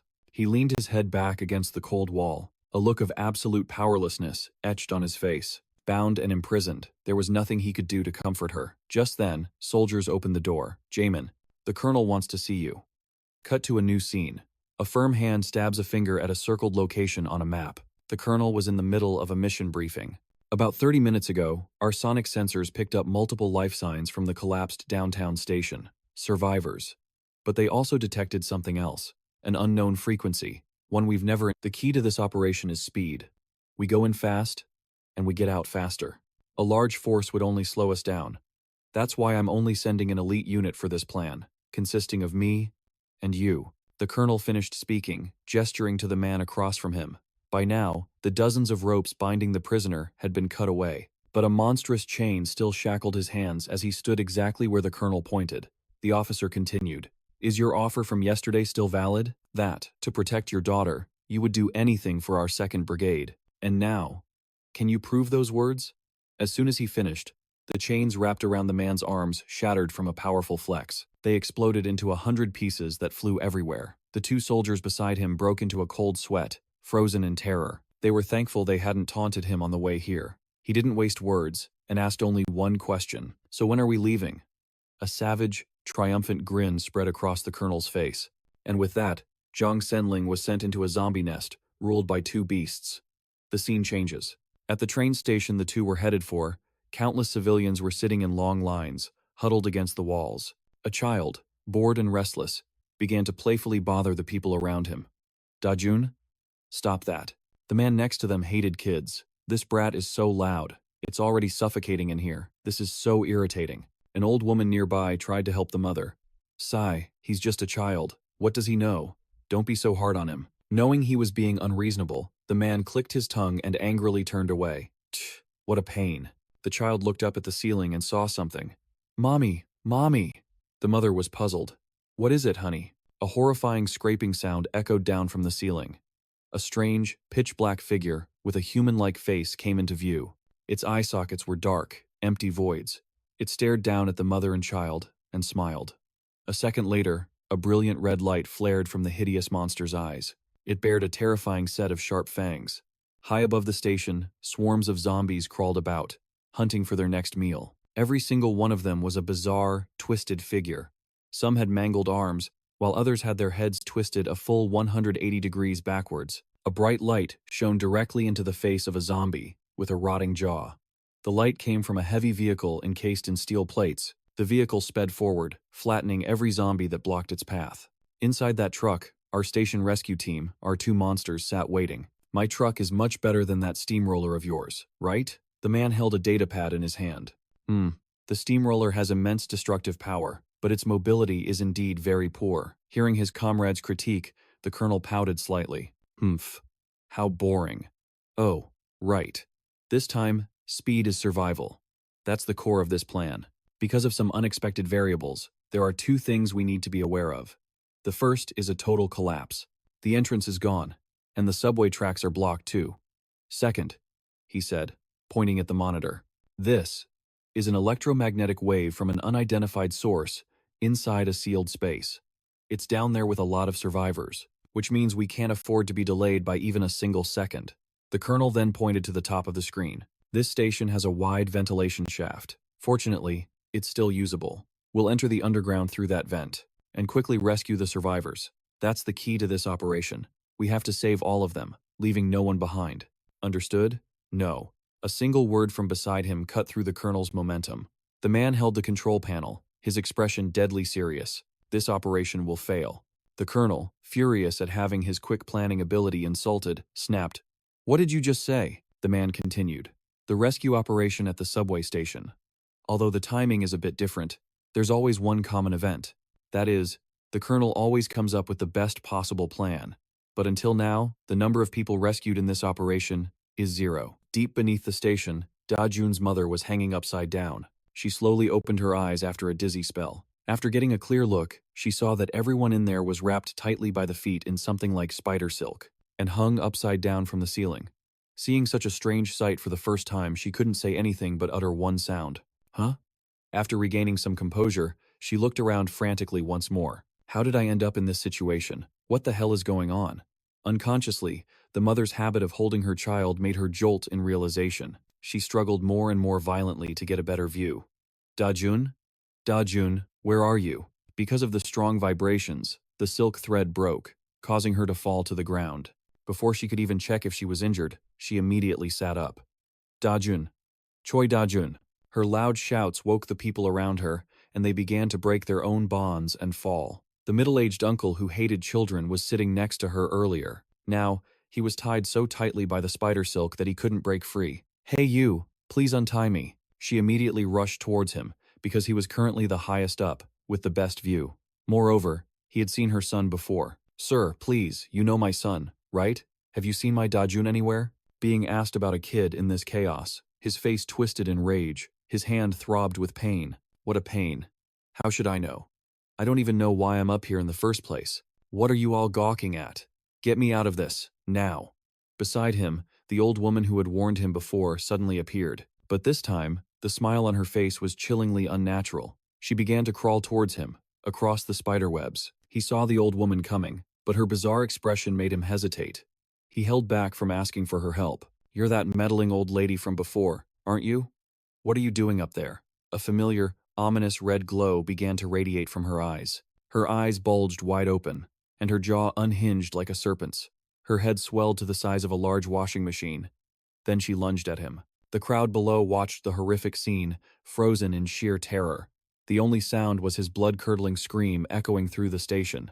Ah, are you insane? Stop it, please, just stop. His screams grew fainter and fainter, until he went completely silent. His body dropped to the ground, but it immediately staggered back to its feet. Then, it slowly turned around to face the crowd. In that moment, he had become a grotesque zombie with half a head. The terrifying sight finally snapped the people out of their shock. It's a zombie! It instantly charged, attacking the woman who had just screamed. Seizing the chance, everyone scattered in a desperate panic. How are there zombies down here? Who knows? Just run for your life. Damn it. Where do we go? The exits are all blocked, but even in this mayhem, the mother couldn't forget her son. Da-jun, where are you? Then, a familiar voice, calling, Mommy, made her freeze. She whipped her head towards the sound. It was coming from the lower level of the tunnel. Without a second thought, she broke into a sprint, ignoring everyone trying to stop her. Hey, why are you going down there? A middle-aged man yelled. That way is blocked. It's a dead end. Son, what are you standing there for? Get over here. The young man's face contorted in fear as he screamed back. Dad, behind you. The man spun around to see dozens of zombies swarming the crowd from the rear. Each monster was hideously deformed, attacking in its own bizarre way. And from the lower level, the child's calls continued. The mother ran for her life down the stairs. I hear you, Da-jun. Mommy's here. I'm coming to get you. After reaching the bottom, she shouted, Da-jun, where are you? A massive zombie heard her voice. It turned its head, revealing a terrifyingly familiar face. In its grasp, it held a headless corpse. The giant monster wore the face of little Da-jun, its body propped up on 4 grotesque legs as tears streamed down its cheeks. Mommy. Mommy. Staring at the nightmare before her, she was paralyzed with shock. She wept, trying to convince herself it wasn't real, even as the monster reached for her. This can't be real, right? None of this is happening. Yes, that's it. This is just a dream. Just the most horrible nightmare. The monstrous creature lifted her toward its gaping, terrifying mouth. Just then, a loud roar grew rapidly from the distance. A car, engulfed in flames, was hurtling toward them. In the split second before impact, the vehicle exploded, erupting in a violent fireball. The flames consumed the monster, causing it to shriek in agony. She watched the creature with her son's face writhe in the inferno. She didn't know whether to feel relief that it was in pain, or utter sorrow because it wore Da-jun's face. All she could do was stand there, tears streaming down her blank face, witnessing it all. Let's rewind a few minutes. Yoo-min and the colonel had arrived near the station and exited their vehicle. He tried one more time to reason with the colonel. Sir, even though you used every possible method, you still couldn't save a single person in this station incident. He turned, looking the colonel directly in the eyes. That means that human methods are completely useless here. And at that moment, his entire body erupted in flames. With the familiar, hardened eyes of a survivor from the zombie apocalypse, he appeared before the mother, who was still numb with grief. A skinwalker. They hunt by incapacitating humans, and then perfectly mimicking their faces. It's a high-level, spider-type, mutated zombie. He stood before the monster, his gaze unwavering, ready for a fight to the death. Provoked, the monster let out a piercing shriek. It leaped toward him, spitting a thick stream of webbing. He watched the webs fly at him, only to be incinerated by his aura of fire. He wasn't surprised at all. He knew this type of mutant, inside and out. Its body structure is similar to a spider's, making it incredibly vulnerable to high temperatures. In other words, its weakness is fire. He grabbed the web, spewing from its mouth, and yanked with all his might, throwing the monster off balance and slamming it face first into the ground. He instantly seized the opportunity, not wasting a single second, and rushed in with a relentless barrage of attacks. After 7,749 punches, the monster was on its last legs, needing just one more critical blow. He reared back. He moved to end it, but suddenly, a rock flew through the air, stopping his attack. It was the mother, throwing whatever she could find. Through tears, she pleaded, "He's my son. Please, don't hurt him." He turned back to the zombie. Their eyes locked, a silent storm of killing intent raging between them. The creature opened its cavernous maw.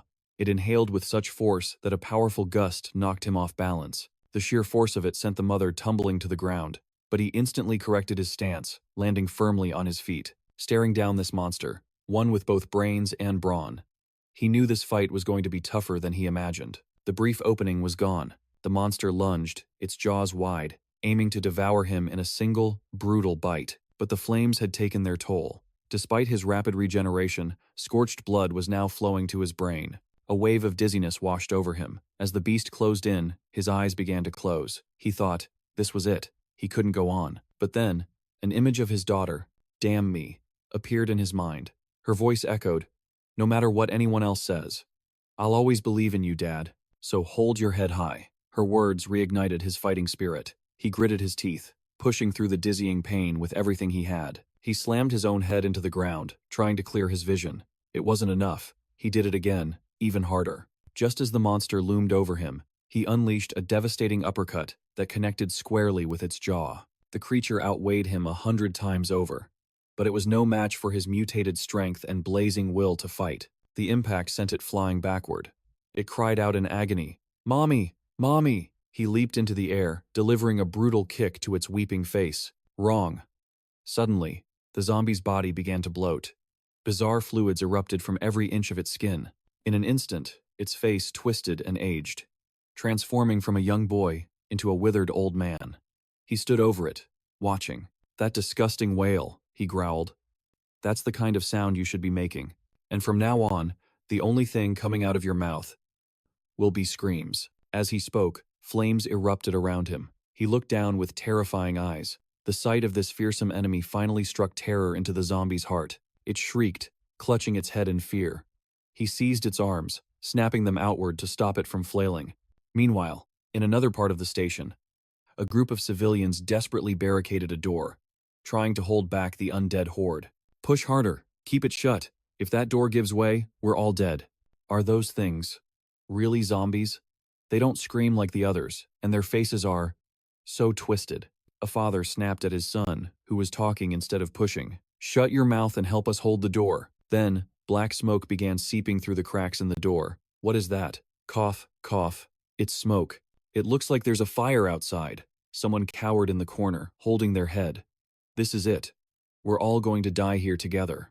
"Stop saying things like that," a young man shot back. Then he turned to his father. "Dad, don't you notice something? They're not pounding on the door anymore. It's quiet."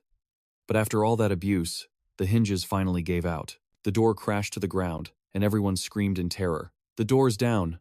Dad, get back." But what stood before them wasn't a horde of zombies. It was a tall, powerful man, carrying a woman in his arms. At his feet lay the smoldering corpses of countless zombies. As of this moment, the subway station rescue mission was a success. The colonel's forces arrived, ready to begin the evacuation.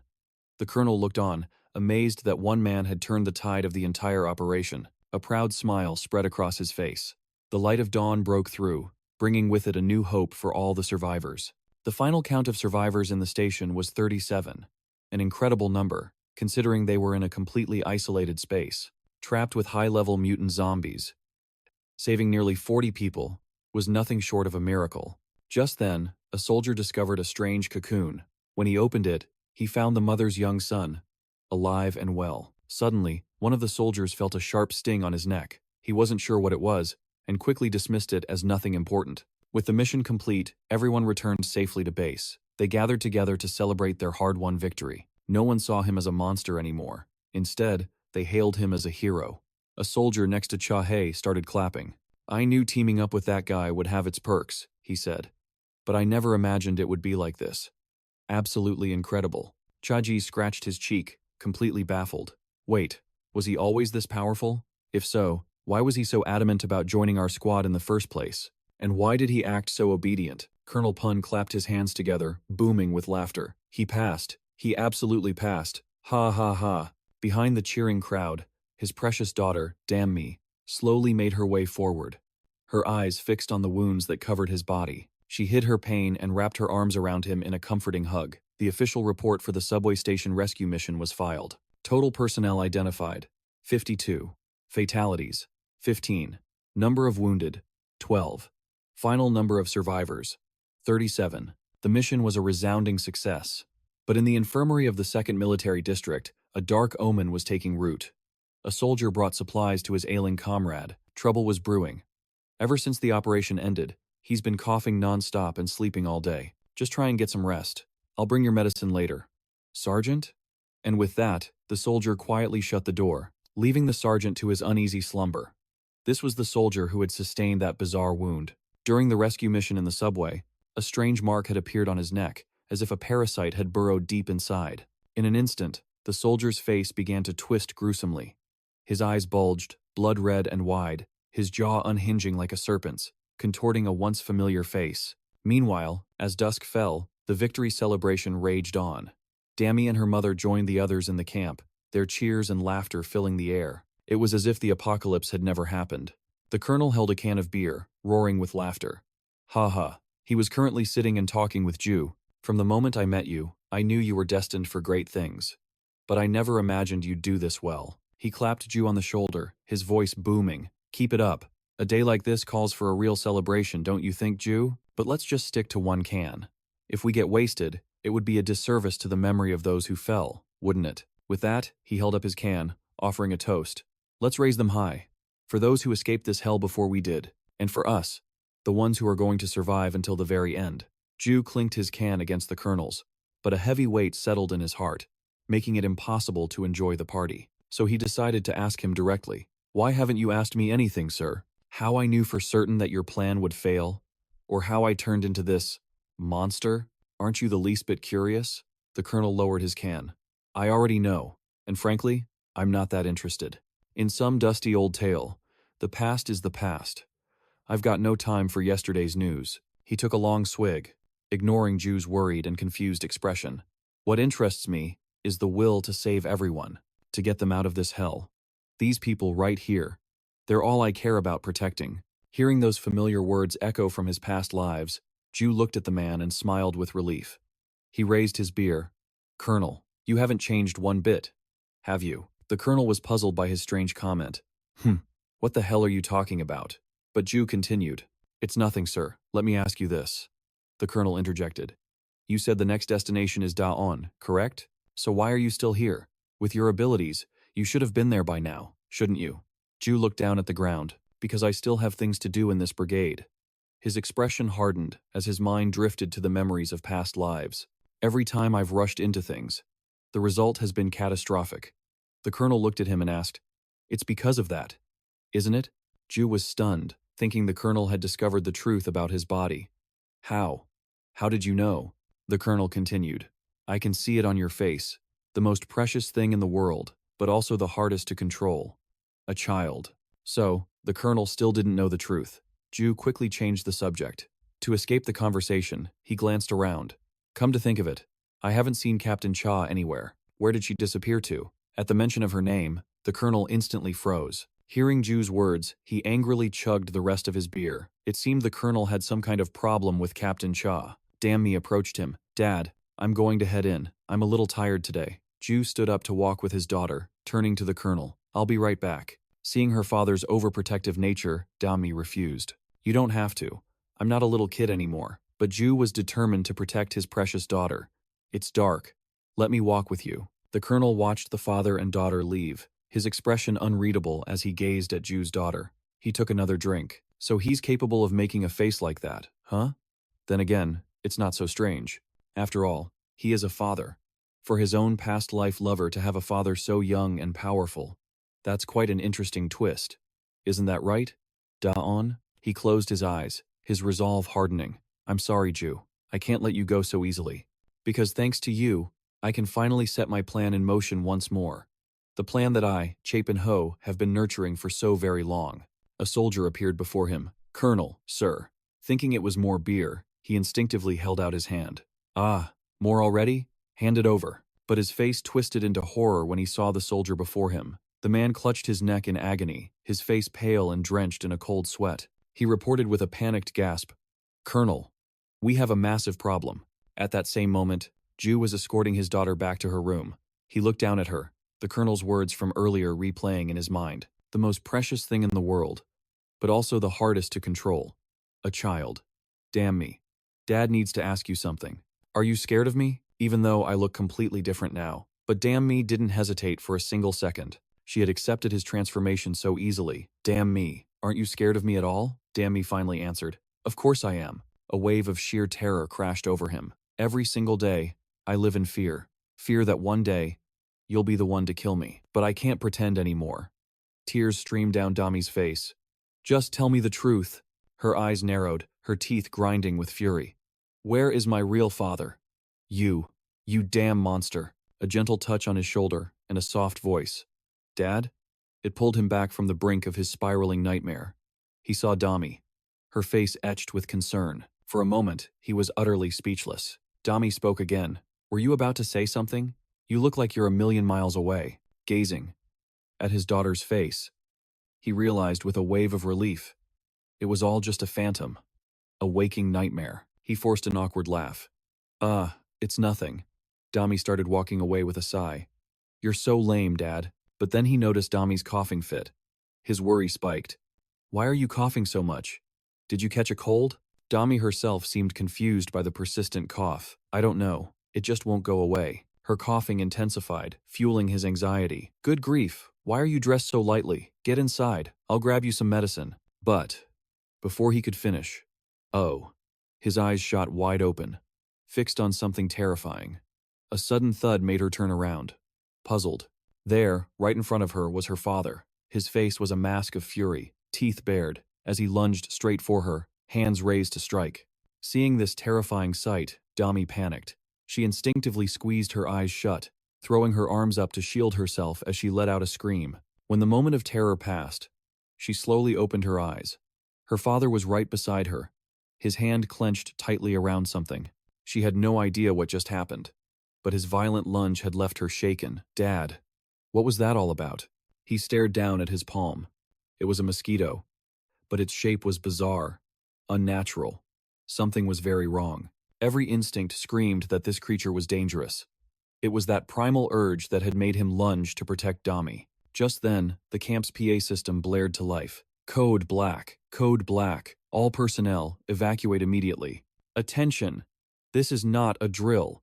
I repeat, this is not a drill. A zombie outbreak has been confirmed within the 2nd Mechanized Infantry Brigade.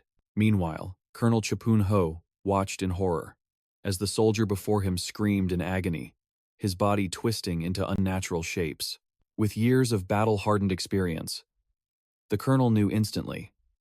The soldier was turning to see the very brigade he'd bled for be corrupted by a zombie plague from within, to filled him with a cold, grinding rage.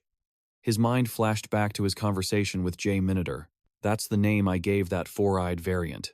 The first time I saw it, with its bloated, pockmarked abdomen, the name just came to me. It was hideous. But compared to this new spider-like creature, that thing was practically a beauty queen. Seeing the colonel hadn't grasped the true gravity of the situation, J. Minotaur had issued a stark warning. They've evolved. They're smarter. They're stronger. They are becoming a threat on a whole new level. A constant, relentless threat to our brigade. But I'm choosing to stay, because here, we have the Blue Eagle. An individual whose power surpasses an entire brigade. A pair of blue wings soaring over the battlefield. A warrior who never rests. Back in the present, the soldier's transformation was complete. With the grotesque face of a spider variant, it lunged at the colonel. Instantly, the colonel's hand shot out, clamping down on the zombie's throat with 230 kilograms of force. His other hand gripped its skull, and with a sickening twist, he tore the head clean off, with his bare hands. The soldiers behind him froze in shock, seeing a zombie for the first time inside their own walls. A zombie. Inside the brigade? The colonel spun around, his voice booming with authority to contain the chaos. Get the civilians to the bunker, now. But his soldiers were still frozen in place, paralyzed by fear. He roared in fury. Hey, do you all want to get bitten? Hearing his thunderous voice, snapped the nearby soldiers out of their stupor. They scrambled into action, following orders to evacuate the civilians. He held up the severed zombie head, his face a mask of cold fury. This damn monster, how in the hell did it get inside my brigade? Then, he noticed something. A strange puncture mark on the zombie's neck. What is this mark? A piercing scream ripped through the air, forcing him to turn. More of them, zombies in his own brigade's uniform, and they were attacking everyone in sight. The colonel charged forward, sending a zombie flying with a powerful kick. He snatched a nearby pipe, brandishing it as a makeshift weapon. He immediately crushed 2 zombies in front of him, then barked orders at the soldiers behind him. You, get my gear. And you, find J. Minotaur and bring him to me, now. Move. Unlike the rookies from before, the moment they heard the order, they moved with reflexive speed, without a hint of hesitation. Even as another zombie lunged from behind, the colonel raised his weapon. These bastards. Do they have any idea where they are? He swung the pipe, crushing skull after skull. This is my territory, he roared. A kingdom built by Chapun Ho himself. Perhaps it was the sheer force of his rage. But he put too much power into a swing, and the makeshift weapon snapped in two. The staff snapped in two. Without missing a beat, he gripped the splintered halves, now wielding dual weapons. A zombie lunged from behind, but it was no match for the colonel's vigilance. He thrust a jagged end backward, impaling the creature. But this was no mindless ghoul. It actually used its hand to stop the attack. While it grappled with his arm, another undead horror appeared, lunging from the colonel's left flank.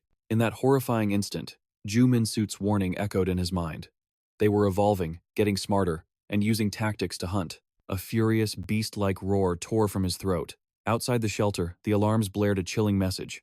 Black alert, black alert. All civilians, evacuate to the bunkers immediately. Inside one of those bunkers, a pair of hands gently placed a helmet on a small head. It was Yoo Min Sut, securing the helmet for his daughter. He warned her sternly, "Don't you dare take this off again. Got it?" Damy shifted uncomfortably. No one else in the entire bunker was wearing protective gear like she was. She was buried under a dozen jackets, countless pairs of pants, a face mask, oversized goggles, and the helmet. "Dad, isn't this a little overkill?" she asked. "What kind of zombies are we dealing with this time? You know what they are, don't you?" "Mosky," he answered gravely.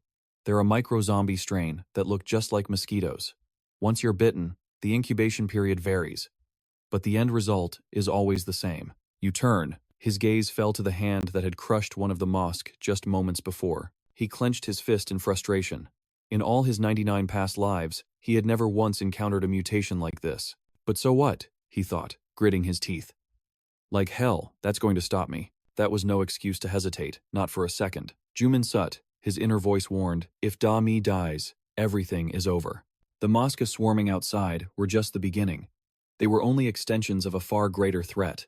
The true source, the main body, was lurking somewhere nearby. Damy saw the fury on her father's face and grew worried. "Dad, what's wrong?" Meanwhile, at the fortress wall, Captain Cha-hee was getting a briefing. "Mosca?" she questioned. A soldier beside her began to explain. "Yes, ma'am. They've been identified as a mosquito-type undead. We need to cover our bodies completely, with no exposed skin. That's the recommendation from our specialist, Yoo Min Sut." Hearing that name again, Cha-hee's thoughts began to drift. Yoo Min Sut. His name had been all over the mechanized brigade lately. At first, He'd done everything he could to get under her skin, while also helping out. A strange way to get her attention. Then, after joining the brigade, he started trailing the colonel everywhere. An image of Colonel Punho smiling with pride flashed through her mind. Him and Yoo Min's suit. Two absolute monsters, leaving her in the dust. She clicked her tongue in frustration, which confused the soldier in front of her. Is something the matter, Captain? Captain Cha-hee pulled on her mask, her expression hardening. All units, cover every inch of exposed skin. Move out and contain the outbreak inside the brigade. She turned to the soldier who gave the report. And where is the brigade commander? He stammered. Well, about that. Suddenly, a shout from the ramparts cut them off. Captain, we've got a single zombie outside the walls. Cha-hee's anger flared at the poorly timed report. Just one? Do you have any idea what's happening inside right now? The soldier quickly clarified. No, Captain, it's not that. It's appearance. It's strange. Her anger turned to curiosity. Strange? How so? The soldier struggled to find the words. Well, how do I put this? He turned back to get a better look at the creature. It was a grotesque, toad-like zombie, with a strangely familiar face and ragged patches of hair on its head. From the corners of its mouth, a few mosquitoes drifted out. Then, its jaw unhinged, stretching impossibly wide and long. A torrent of thousands. No. Tens of thousands of mosquito zombies poured out. The horrific sight sent the soldier reeling in terror. It's mosquitoes! A massive swarm is erupting from its mouth, he screamed. Cha-hee was stunned, having never heard of anything so bizarre. What? The colossal swarm formed a dark column, soaring into the sky directly above the mechanized base. The soldier knew it was over for him. He let out one final, agonizing scream as a goodbye to the world. Below, Captain Cha-hee snapped into action. Everyone, get inside the nearest building. Now. But a flash of movement high above caught her eye. She looked up, and there, dozens of meters in the air, was Yoo Min, shouldering a massive flamethrower. She stared at the impossible scene, unable to believe what she was seeing. What? That's impossible. Let's rewind a few minutes. Back to the shelter. A man with a desperate look on his face called out, Mr. Yoo Min. He was talking to Yoo Min, who stood guard beside his daughter, Damy. Absolutely not, Yoo Min replied, his brow furrowed. I'm a civilian. You're the soldiers here. I won't repeat myself. I'm staying right here. As he scowled, his daughter, Damy, gently placed a helmet on his head and tried to comfort him. Don't worry, Dad. Right now, a tiger couldn't even bite through my layers, let alone a mosquito. Hearing her act so casual, he snapped. Damy, she continued. I want everyone here to survive. But I can't do anything. Her hands trembled with fear, and in that moment, she wasn't asking him to save her from danger, but to become a hero who could protect everyone. Dad, you're the only one who can do it. Dad, don't just save me, save them all. Back in the present, he landed on the fortress wall, setting the gas tank down beside him. The helmet, a symbol of his daughter's faith in him, remained on his head as he hoisted the heavy weapon onto his shoulder. He aimed squarely at the swarm of mosquitoes, lined up like soldiers, and unleashed hell. Under the relentless power of the flamethrower, the entire zombie horde learned that all creatures are equal in the face of the inferno. One by one, they were consumed by fire, turning to ash. He glanced down to see the toad zombie, frozen in place, watching its underlings become embers that vanished into the air. His gaze hardened into something predatory, the corner of his mouth twisting into a slight, chilling smirk. Just then, the toad zombie finally noticed him. Its primal instinct screamed a single, terrifying truth. This man was a monster. To fight him meant certain death. It immediately bowed its head, arched its back, and leaped away, fleeing for its life as fast as it possibly could. Seeing the very zombie that threw the brigade into chaos trying to escape, a firestorm of rage erupted inside him. But a sudden sound drew his attention. He leaped down, leaving the precious helmet his daughter gave him behind. He couldn't risk damaging it in the heat of battle. Cha-hee drove a car out from the city wall, honking the horn to get his attention. He landed on the vehicle, about to warn her of the situation. But she was already accustomed to his methods. So that's the one? The creature that threw our entire brigade into chaos? And just like always, you know exactly how to kill it. Am I wrong? Seeing how perfectly she understood the situation, he let out a breath of surprise. Yes, that's right, Cha-hee continued. Good. Then let's deal with it first. But once this is all over, you better be prepared. The questions I've had for you since the day we met have piled up as high as a mountain, and if you dare try to lie your way out of it again, I absolutely will not forgive you. Do you understand me? He knew he was about to be interrogated, but facing a woman as fierce as a cornered tigress, he could do nothing but nod in agreement. Cha-hee slammed her foot on the gas, rocketing the car toward the fleeing toad zombie. In a village not far from the brigade, the toad zombie now stood before a dark cave entrance. It hopped inside, then opened its massive, elongated mouth, and let out a series of shrill chirps. From the shadows, a row of enormous, glowing red eyes slowly appeared.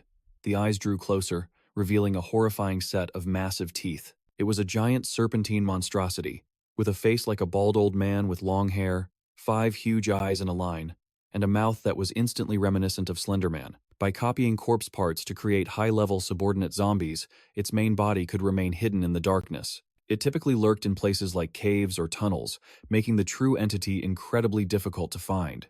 Therefore, the key to raiding its lair was to track a subordinate back to the nest and launch a surprise attack, leaving it no room to escape. Right now, the toad subordinate was jumping up and down, waving its arms like a child who'd run home crying to its mother. Its chirps were a clear signal to the main body. A terrifyingly powerful monster was at the attack site. In that instant, he appeared from above, slamming his hand on the toad's head and driving its face straight into the ground. The sheer force of the impact shattered the earth, leaving a deep crater. The toad cried out in pain, its mouth gaping open as a swarm of zombie mosquitoes flew out to attack him. But even the mosquitoes felt a primal fear. Faced with him, they ignored their target and fled straight out of the cave. A torrent of fire shot in from the outside, incinerating the entire mosquito swarm.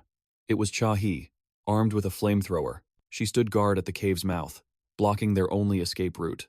Backtracking a few minutes, Cha-hee was on her comms. "All right, I understand. Finish the cleanup, make it neat."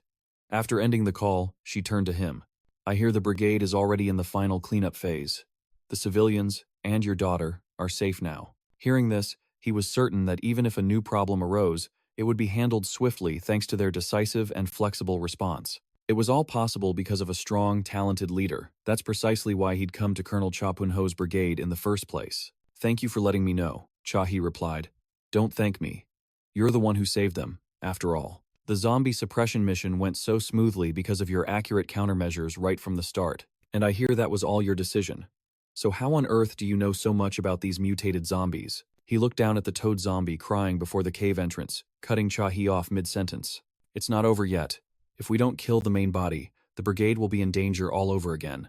Cha-hee immediately understood the priority. "Right. Questions can wait. Taking out their entire nest is more important now." She pulled up her mask, ready for action. "So, according to you, I just need to block their escape route, right?"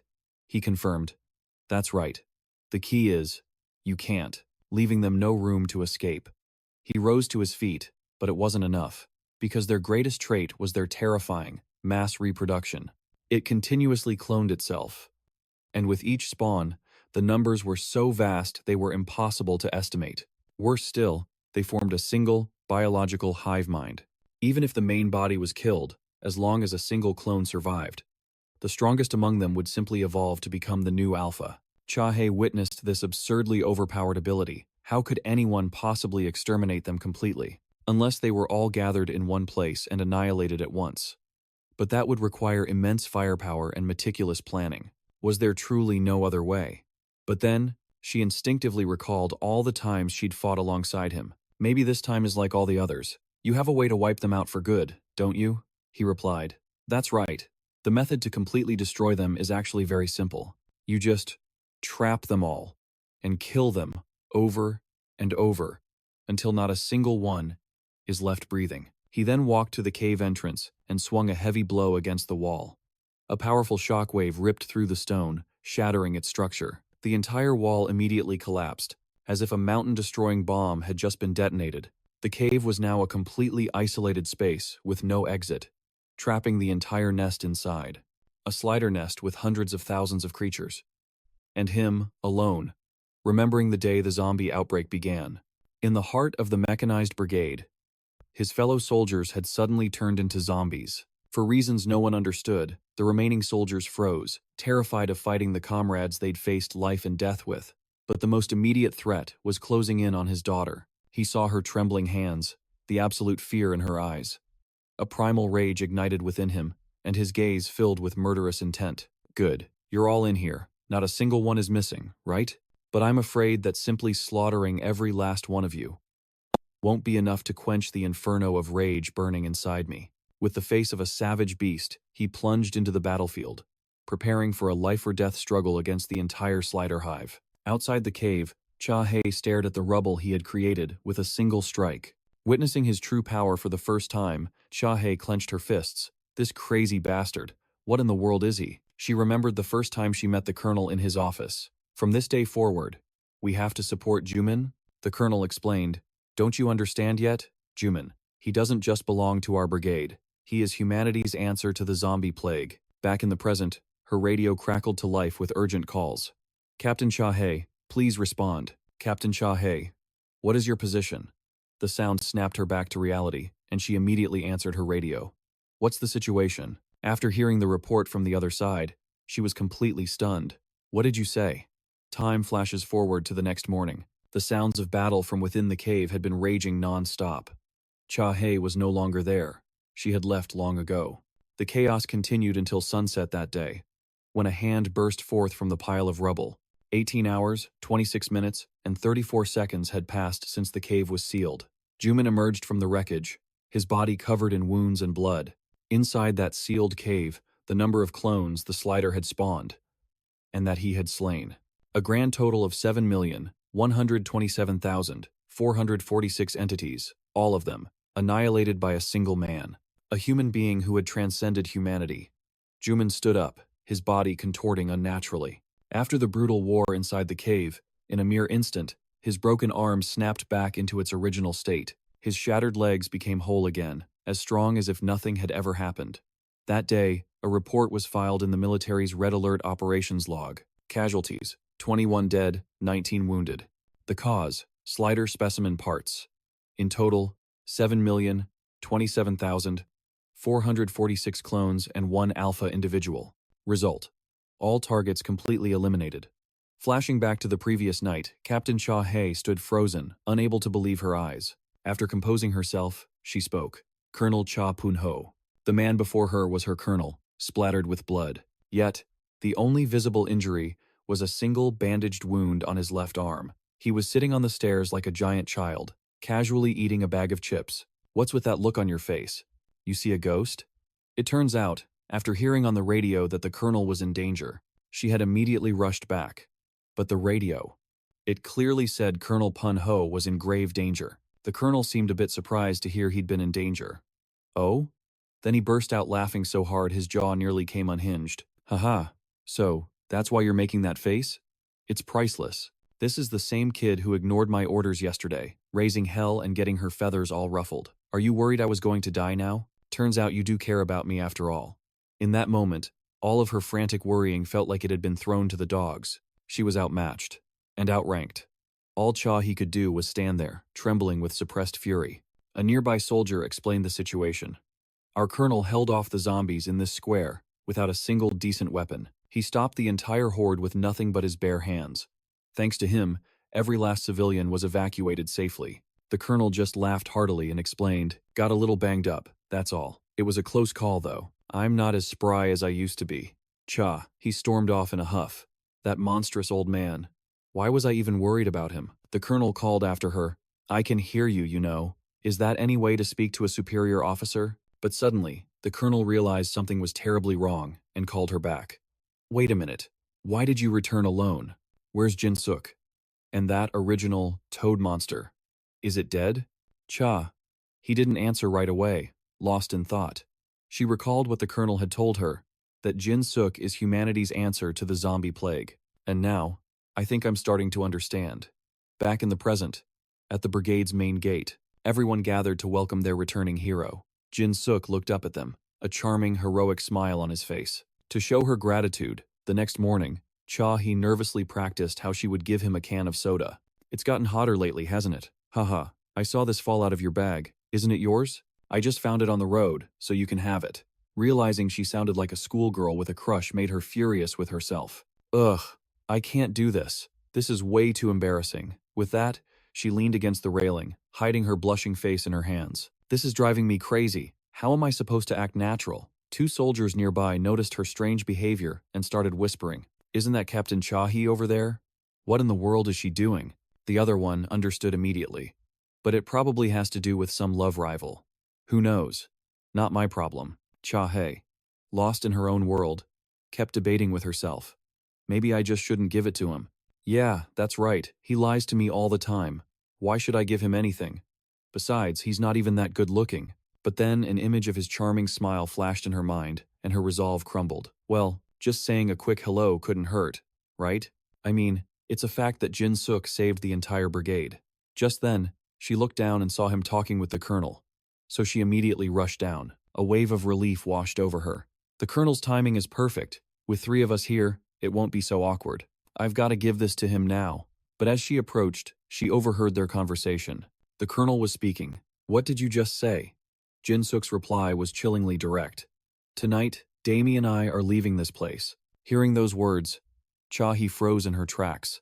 Instead of going forward, she stayed hidden, listening intently. The colonel closed his eyes, absorbing the harsh reality. The strongest weapon in their entire brigade was about to walk away. Well, if you're determined to go to Daeon, I can't stop you. But leaving this suddenly, it's not a good idea. There's still so much that needs to be done. If something even more vicious than the slider appears now, this entire brigade will be wiped out. Can't you just wait until our brigade is a little stronger before you leave? Jin Suk immediately cut him off. And why should I do that? Why should I do anything for this brigade? Whether the people here live or die has nothing to do with me. Hearing his ice-cold words, he stepped out from the shadows to confront him. Do you really mean that from the bottom of your heart? He answered without hesitation. Yes. The only person who matters to me is Damy, my daughter. What happens to the rest of you is none of my concern. She bit her lip, his cold response cutting her deep. Heartbroken, she turned and walked away. Jin Suk watched her go, knowing he had just pushed her away. If she had stayed on this path, with the brigade, she would constantly face terrible dangers, one life-threatening moment after another. And as for Cha-Hei, he had started to develop feelings for her. That's why, before this goes any further, I have to sever this connection completely. It's the only way to keep her safe. Elsewhere, he was scolding herself. Snap out of it, he. What could you possibly expect from a cold-blooded monster like him? I must be going insane. But the truth was, from the moment she stood on that railing, practicing what to say, with his superhuman senses, Jin Suk had noticed everything. That's why he deliberately put on that entire act, to sever the connection that had just begun to bloom. The colonel, still by his side, offered some advice. Be careful, Jin Suk. Don't be so quick to push people away like that. Try to think about this rationally for a second. In a world that's been overrun by zombies, are you really so sure that Daeon is still intact? Why not stay here with me, and we'll turn this brigade into the strongest sanctuary there is? Hearing the colonel's words, he realized the proposal had merit, because for a man like him, and for the colonel, such a feat wasn't impossible at all. However, their time was quickly running out. In his 99 past lives, it took a full 10 years for the Sleater to emerge, but this time, it took only 10 days. At this terrifying pace, if more high-tier zombies began to spawn, this sanctuary would fall before they could even mount a defense. There was no other choice. With his mind made up, he faced the colonel. I've decided. Damy and I are leaving for Daeon. Today, the scene shifts to a city long since reduced to a wasteland.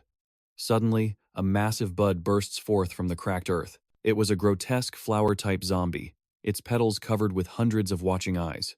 Below, a forest of horrifying arms writhed in the dirt. Surrounding it, hundreds of mutated zombies shrieked, desperate for their next meal. Then, in the distance, a steamroller rumbled toward the horde, and at the wheel was Jinsu. He was heading to Daeon, determined to get his daughter to safety. The sound of the engine whipped the horde into a frenzy. They charged forward blindly, right into the path of the massive vehicle. In the face of overwhelming force, they were all crushed into a bloody pulp. Flanking him were 2 tanks, with 2 heavy-duty trucks bringing up the rear. The tanks fired relentlessly, blasting away any zombies that got too close and clearing a path for the convoy. From the turret of one tank, a powerful hand emerged. It was Colonel Cha Punho, flashing a confident thumbs up towards Jinsu. It all went back to the day before, when Jinsu announced his decision to the colonel. Damy and I are leaving for Daeon today. In return, I have a proposal for you, Colonel. I know you're curious, aren't you? After all, finding the perfect shelter is your ultimate dream, so come with me. See Daeon for yourself. Back in the present, after clearing the immediate threat, Jinsu's first instinct was to check on his daughter. Seeing that she was safe and sound, He threw the steamroller into gear and pushed onward. The journey had truly begun. He traveled with 2 brigades led by Colonel Cha Punho and Captain Cha Hegi. As they reached the north side of the Miho River in Osong City, a silent, heavy rain began to fall. In the dead of night, lightning tore across the sky, striking the river's surface. The flash revealed a monstrous creature hundreds of meters tall. It resembled a colossal, shell-less slug. The beast opened its massive maw, stretching dozens of meters wide. With a single row of teeth on its upper jaw, it unleashed a deafening shriek that challenged the very thunder from the heavens. The entire nightmarish scene was captured by a drone, feeding live footage to a tablet in the colonel's hands. Staring at the hideous behemoth, Cha Punho could only gasp. Look at the size of that thing. It must weigh hundreds of tons. Jinsu, standing beside him, began to explain the nature of this unique, mutated zombie. It's called a Vi, a high-tier zombie that resembles a slug. Its most dangerous trait is the potent toxin that covers its entire body. There's no specific data on where the toxin originates from. All we know is that its body constantly secretes it. The poison is so lethal, a single touch means instant death. Even with immediate medical aid, there's no way to save them. Colonel Cha Punho listened, realizing they were facing an untouchable fortress. With no immediate strategy in mind, he turned back to Jinsu. So, what's the plan? To get to Dada Ian, crossing this bridge is our only option. If we wait too long, that monster will destroy our only way across. Jinsu continued his explanation of the creature's weakness. It's a nocturnal type of zombie. When its body is exposed to ultraviolet light, the toxins covering it will harden like solid concrete. If it's exposed to daylight for too long, it'll turn into a giant statue. Before that happens, we just need to sever the hair-like growths on its head. That's all it takes to bring it down. From now until sunrise, we have about 2 hours. But there's a catch. The plan can't start until this rain stops. The strategy is set. Now, all we can do is wait. Cha Punho turned to a nearby soldier. Have you detected any other zombies in the area? The soldier, monitoring a handheld radar, reported back. Negative, sir. Besides that giant, the area is clear. Hearing the report, the colonel barked out his orders. All right, listen up. We hold this position and rest until sunrise. Everyone, use this time to check your weapons and gear. As he spoke, the relentless rain continued to pour. Cha Punho and Jinsu remained vigilant, keeping their eyes locked on the monster, in stark contrast to the mood behind them, to the jealous glare of Jaehan, watching from the rear. Something's not right, he muttered. The more I watch that guy, the more suspicious he seems. The soldier with the radar overheard him and asked, Who are you talking about? Jaehan didn't hesitate. Who else? That Jinsu guy, of course. The more he spoke, the angrier he became, folding his arms in defiance. How can one person know so much about these monsters? The other soldier just shrugged, calmly packing his equipment. Well, it makes sense, he replied. They say he's a zombie expert. But this only fueled Jahan's rage, and he exploded with frustration. An expert? So what? Is he saying he had time to study zombies even before this whole mess started? Model. An outbreak. Right now? And with the colonel of all people? We're nearly out of bullets, and we're supposed to just hand him all authority? Does that make a lick of sense? But Colonel Cha Punho had already heard the whispers and was making his way over. He loomed behind the gossiping soldier, his face a mask of shadows, but Jaehan was completely oblivious, continuing his rant. Our colonel's getting up there in years, you know? His brain probably isn't what it used to be. I bet he was half senile when he made a snap decision like that. That was a grave insult, was it not? After hearing every last word, Cha Punho leaned in dangerously close. His gaze was lethal, like he was already picturing how to turn this loudmouth into a court eunuch. A horrifying scream echoed across the mountain, only to be swallowed by the relentless drumming of the rain. Enraged, Colonel Cha Punho gripped the man's head like a sandwich, making Jaehan shriek in pain, ignoring the other soldiers' pleas to stop. Back in the convoy, Damy, stiff from the long ride, stepped out with an umbrella for a breath of fresh air. She stretched her arms high with a sigh, then rubbed her backside, complaining, "Oh, my poor butt. My rear end has completely fallen asleep from sitting so long." This surprisingly alluring sight, in the middle of a military camp filled with men, after 5 years of service, even a pig starts to look like a princess, and her overprotective father was right there to see it. He stalked toward his daughter, his face darkening, his eyes burning a fiery red as killing intent radiated off him in waves. It was a silent warning to every soldier nearby. "Take one look, and I will personally gouge out your eyes." Then he called out, "Damy." She turned her head, and instantly recoiled in terror, dropping the umbrella as she covered her head and let out a scream. Yoo Min was completely baffled by her reaction, rushing toward her in a panic. Damy, what is it? What's wrong? But then she saw that the shadowy figure with the glowing red eyes was just her father. Damy pressed her hands to her chest, trying to calm her hammering heart as she snapped. Dad, what was that for? Sneaking up behind me like that. How was I supposed to react? But Yoo Min was still lost in confusion. He held up a bag of pastries and explained gently, I was worried you might be hungry, so I brought you some melon bread. Seeing he still didn't understand why she'd been so terrified, she picked up her umbrella and explained, Dad, don't just appear behind me like that anymore. I'm still trying to get used to this new face of yours. Her words created a chasm between them, and Yoo Min froze. Trying to break the sudden heavy tension, he stammered, I'm sorry, Damy. I guess I don't look anything like your old dad anymore, do I? His strange question made Damy pause. Huh? She murmured, staring at him intently. Yoo Min saw her strange gaze as he clutched the bag of bread. A fresh wave of anxiety washed over him, and he forced a pained laugh. What I mean is, I've changed. A lot. I'm not the same person I was before. So much so that it must be hard to accept that I'm even your father. But even so, I'm just so grateful that you're still by my side. Damy watched him, his smile looking more like a grimace, his words making no sense. She wanted to scream, Yoo Min, what are you even saying? None of this is making any sense. That's not what I was trying to ask. But Yoo Min was lost, his mind flashing back to that terrible, nightmarish vision. He saw the image of Damy, tears of pure hatred and sorrow streaming down her face as she glared at him. There's a question I've always carried in my heart, but I've never had the courage to ask it, because I'm terrified. Terrified that Damy's answer will confirm my worst fears. And that question just gets louder in my mind with each passing day. Every single day, I want to scream at her. Why? Why, after I've turned into this monster, do you still accept me as your father? Damy pointed right at his face, her words cutting straight through his spiraling thoughts. Your eyes, they're still exactly the same as they were before. Still lost in his panic, his IQ dropping by the second, Yoo Min asked blankly, These red eyes? Were my eyes always glowing red like this? Seeing him act so dense, Damy looked like she wanted to smack him. She explained, What are you talking about? That's not what I mean. She snatched the bag of bread and took a bite. It started when I was 7 years old, the day Mom left the two of us.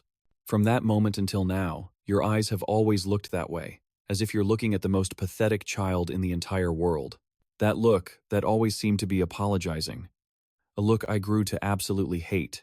And every time I saw it, it made my skin crawl. It's why I started spending less and less time at home for dinner, because the most pathetic person in the world wasn't me. It was you, Dad.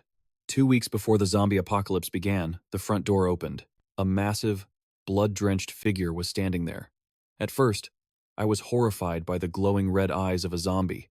But looking closer, he saw it. Behind those blazing red eyes was a familiar gaze he'd known his whole life. In this entire world, only one person had ever looked at him with such warmth. It was his father, Jew. Time flowed onward like the wind.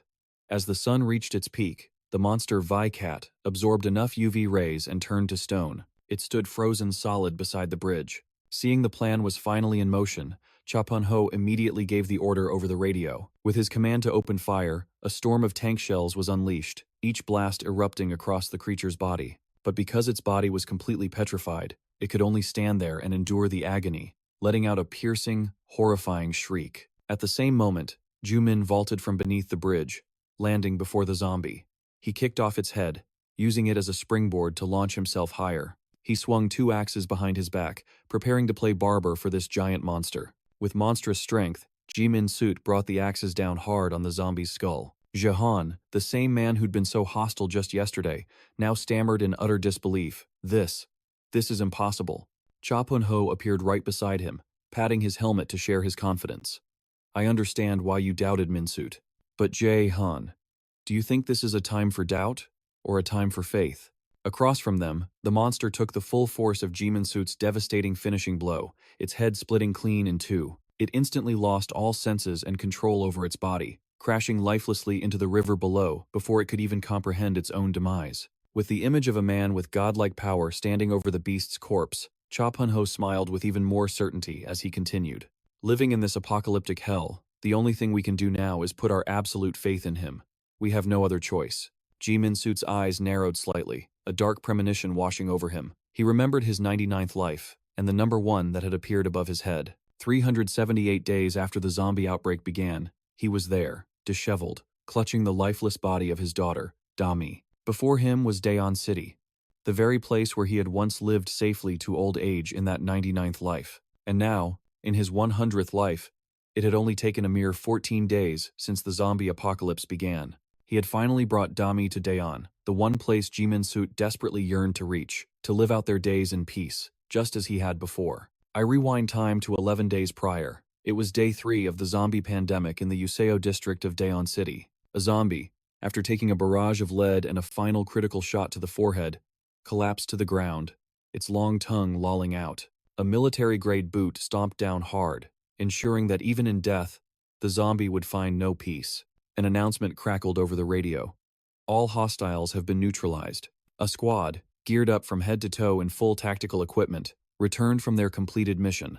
That day, the official military record read, 10:47 a.m., Useo District, Daeon City. Defense successful. Inside military command, an operator listening in on his headset shot up from his seat, slamming his hands on the table with joy. "Commander, the Daeon City forces have done it. Their defensive line has been confirmed secure." The commander himself couldn't hide his shock at the news, asking again, "Are you certain?" At the Joint Chiefs of Staff Disease Response Center in Gonda, the operator sat back down, continuing to relay the situation. All units dispatched to other metropolitan areas have been nearly wiped out or have gone dark. Only one location remains standing and is still reporting in. That place is Daeon. The commander pressed on. "What's the status of Sector Bone?" The operator hesitated before reporting the grim news.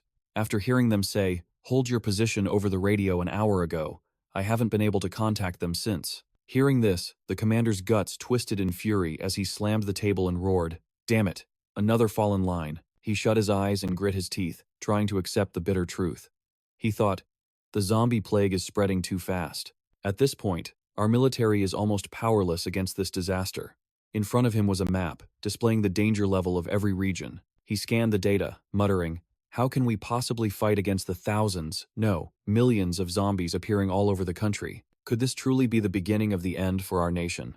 Amidst a sea of red danger zones on the map, a single blue dot of hope caught the commander's eye. A genuine smile broke through his despair, as if he had just seen a glimmer of hope for the country. In just 3 days, they not only survived, but they fought back against wave after wave of the zombie tide. The only location to report a successful defense.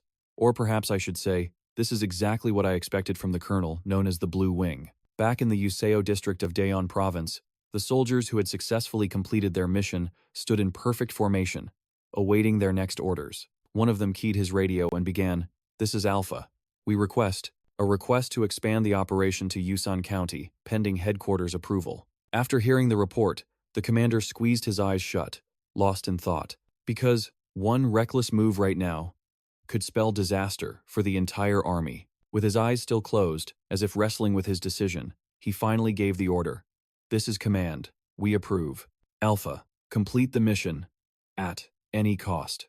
Through the infrared scope, a pair of eyes forged in countless life-or-death battles replied, "Understood." The commander's heart was heavy with worry as he observed the incoming data. Scanning the intel on Yusan County, he prayed silently, "I'm putting all my faith in you. Alpha, you're the only true warrior we have left. If you can defend Daeon province and push the front to Yusan County, we might just have a chance to counterattack this zombie horde." With his orders confirmed, Alpha was on the move. Suddenly, his eyes widened in disbelief at an impossible sight. There, on top of a nearby skyscraper, a shadowy figure emerged against the skyline. It was built like a heavyweight champion, all muscle and raw power, but a closer look revealed its eyes, a burning crimson that signaled the arrival of a high-level, mutated zombie. Meanwhile, back with Yoo Min and his group, both Damy and Colonel Cha Punho stared down at the city of Daeon, their faces masks of pure shock. The colonel finally asked, "Hey, Yoo Min, what in the world is this? The Daeon you couldn't stop talking about. This is nothing like what I pictured." The setting sun bathed the city in light, revealing a bustling, peaceful metropolis thriving in a world of chaos. Cha Punho let out a booming laugh. "This city is more of a fortress than I ever imagined. Now I finally get why you were so obsessed with Daeon's name. This place is far beyond any stronghold I could have conceived of." His soldiers below murmured in constant praise, staring at the peaceful city. I can't believe a place like this still exists in the middle of a zombie apocalypse. I actually feel a sense of peace wash over me. But Damy had been through too much with Yoo Min. She had learned a hard lesson. Don't trust your eyes, trust your father. She turned to him and asked, "Is this place really as you said it would be? Has Daeon City?" Before she could finish, she saw Yoo Min face contort, veins bulging on his temples, as his expression darkened with a terrifying rage. Damy was stunned and called out to him, "Dad, what's wrong?" Ever since he'd killed that high-level zombie, a gut feeling inside Yoo Min had been growing stronger, until it exploded upon seeing the city. He couldn't understand why this gnawing sense of wrongness was boiling over into such uncontrollable fury. Because according to his memories from a past life, after the zombie outbreak began, every city in the country had fallen, and Daeon was no exception. This city had been completely swallowed by the horde, but then its people fought back, successfully repelling wave after wave of zombies, slowly reclaiming their land and building it into an impenetrable fortress. The first time he set foot in Daeon, it was more than a year after the outbreak started. At that time, they had only retaken 3 of the city's districts. But now, it's only been 14 days. How is the entire city fortified more strongly than ever before? And they managed to do all of this in just 14 days. A chilling flame of dread ignited within me, an instinct sharpened over 99 lifetimes. It was screaming at me that this city was hiding something truly horrifying. Gripped by this premonition, Yoo Min immediately turned to his daughter, Damy. Listen to me very carefully. From this moment forward, you will not leave my side for a single second. Do you understand me? Damy froze, startled by her father's strange intensity. She replied, "Dad, you're scaring me." At the same time, Colonel Cha Poon-ho began to rally his men. "All right, that's enough sightseeing. We're short on time, everyone get ready." Though his words were serious, his expression betrayed him. He was smiling as if victory was already his. "Let's move. We're advancing into the city." A soldier approached the colonel, causing his triumphant mood to sour with a cold huff. The soldier held a tablet, reporting with hesitation, "Sir, may I give a brief report on this matter?" Cha Poon-ho strode over, curious. "What is it? Something strange?" The man held the tablet up for him to see. "Well, you could call it a strange occurrence, sir. Since our convoy set out, we've crossed several vast open fields." As he spoke, he recalled the scene of their troops crossing a massive rice field and continued his report. "During that time, I saw enormous tracks. It was as if a giant python slithers through this area on a regular basis. Those tracks stretched across the entire, vast region." This finally grabbed the colonel's full attention. He had been so focused on watching for zombies that he'd missed it. "Giant tracks? There's something like that out here, too?" Pointing to the tablet, he continued his report. "Those patterns are massive. You can't see them from the ground level. I had my suspicions, so I launched a drone myself to get a better look. And this is what the drone captured." After seeing the footage, Colonel Cha Poon-ho couldn't hide his utter shock. "What in the hell is this? The scale of it is just unbelievable. It looks like aliens drew an angel with lasers from orbit." The moment he heard the word angel, Jin-soo reacted instantly, lunging forward and snatching the tablet. He shoved Colonel Cha Poon-ho aside. "It takes a monster to know a monster." Colonel Cha Poon-ho rubbed his arm, shouting angrily, "Hey, that hurt, Jin-soo. What in the world do you think you're doing?" His face darkened, completely ignoring the colonel's outburst. A second later, as he stared at the drone footage, veins bulged across his forehead. He gritted his teeth in pure fury. On the screen was the image of an angel with hauntingly familiar wings, carved into a vast field. Staring at the face that had granted him 99 chances at life, it all clicked. He thought to himself, "I never realized it until now. The source of this bone-chilling premonition rising inside me. Only now do I understand the terrifying wave we are about to face for the first time. This battle in Daeon will be the most powerful yet, a true fight against fate itself." Meanwhile, in the city of Daeon, atop the Epo skyscraper in the Dodong district, a blindfolded soldier reported from outside a door. "We've confirmed 10 suspicious individuals near Shuyan Mountain. We've lost contact with all dispatched forces." From inside, a dark figure stood with his hands clasped behind his back. Casually admiring the strange streaks of light in the night sky, he replied, "Send a team to bring them here. Failure is not an option, and if possible, treat them with the utmost respect." The shadow slowly turned, revealing the form of an elegant, long-haired man. A crimson glint, the mark of a high-level zombie, flashed in his eyes. A sinister smirk played on his lips as he continued, "Because only then will she be pleased with our city of miracles." At that very moment, under the high moon, a stage had been set up below the towering skyscraper. The screens showed images from the zombie apocalypse, displaying the suffering of innocent people. Hundreds, thousands of spectators from all over Daeon had gathered for the event. From the stage's speakers, an announcer's voice began to boom. When the zombie pandemic erupted, we were all like ants before a stampede, waiting to be trampled. Some lost family, some lost friends, and some lost those they cherished more than life itself. All hope, all joy in living, was erased by this plague. The surrounding lights cut out, leaving only a few spotlights focused on the skyscraper's peak. A lone figure appeared, standing at the very top. The narrator's voice continued. Right before our eyes, he has appeared. The name of this hero is Do-hun. Faces in the crowd lit up with recognition, smiling as if they'd just seen their idol. Do-hun leaped down, executing a perfect hero landing. The crowd erupted in cheers, so overjoyed that tears streamed down their faces. The day has come, he is finally here. A crazed look started to spread through the crowd as they continued to cheer. It's really him, our city's Do-hun. A man in a white suit stood before them, wearing a hood that shadowed his eyes. On the hood was a pattern identical to the angel wings seen on the eyes of the being who granted Jinsu 99 regressions. This man was the mayor of Daeon City. As Do-hun began to speak, the crowd fell into a dead silence, awaiting his address. We are now facing a nightmare, unprecedented in the history of humankind. This isn't just a nightmare for our city, but for every human being on this planet. As he spoke, he clenched his fist and raised it high. However, after everything, we are still alive. At his words, the entire crowd raised their fists in unison, roaring their support as many pulled out phones to photograph their hero. Do-hun continued. My dear, kind citizens of Daeon, do you believe our survival is a mere coincidence? That we were just outside the zombies' attack zone? That is not the case. It's because we are the last flame burning on this earth. We will become the blazing hope for all of humanity. By this point, the citizens had lost all sense of reason. They were like a lost flock, brainwashed by his honeyed words and hailing him as a savior. Oh Lord Do-hun, it is only because of you that we can live here in peace. As thousands of voices chanted his name, he felt his plan nearing success, buoyed by the thunderous applause. He moved to the next step, appealing to their pride by placing a hand over his heart. I swear to you all, for every last flame of humanity in this city of Daeon, I will not allow a single one to be extinguished. I, Do-hun, will become the very kindling that keeps your fires of hope burning bright model. To protect every last citizen of our miracle city, the crowd roared his name, chanting it over and over again. It was like watching a cult brainwash its followers, leading them down a path of no return.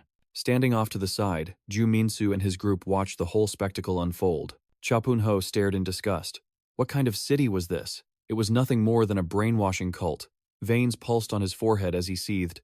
Hey, Joo Min-soo, is this the invincible city you were talking about? Joo Min-soo could only answer grimly. No. This is my first time seeing this too. His words sent a wave of uncertainty through his daughter, Damy. The final safe haven her father had promised now felt as fragile as a leaf in a storm. Joo Min-soo looked down at the stands, where every single citizen had been completely brainwashed, screaming and crying with absolute joy, and his heart ached at the sight. Everything about this place, from the man on the stage manipulating the crowd to the Chongmai Special Forces standing guard behind him. In his past life, he remembered them differently. They were the heroes who rebuilt the Daeon City military fortress. But now, they'd been corrupted, becoming soldiers for this twisted organization. His eyes scanned the area, searching for someone important. Someone who had to be here. But after looking everywhere, he was nowhere to be found. The leader of the Chongmei Special Forces, Kaser, the hero of Daeon City, Shin Jae. Where was he? What in the world had happened to this city?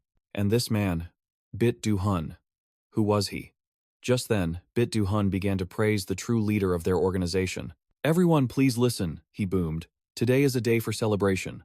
Our goddess has sent new allies to protect this glorious city. With a grand gesture to the side, he shouted, the very people who will be our shield. Welcome them with thunderous applause. But before the applause could even begin, a grenade landed on the stage.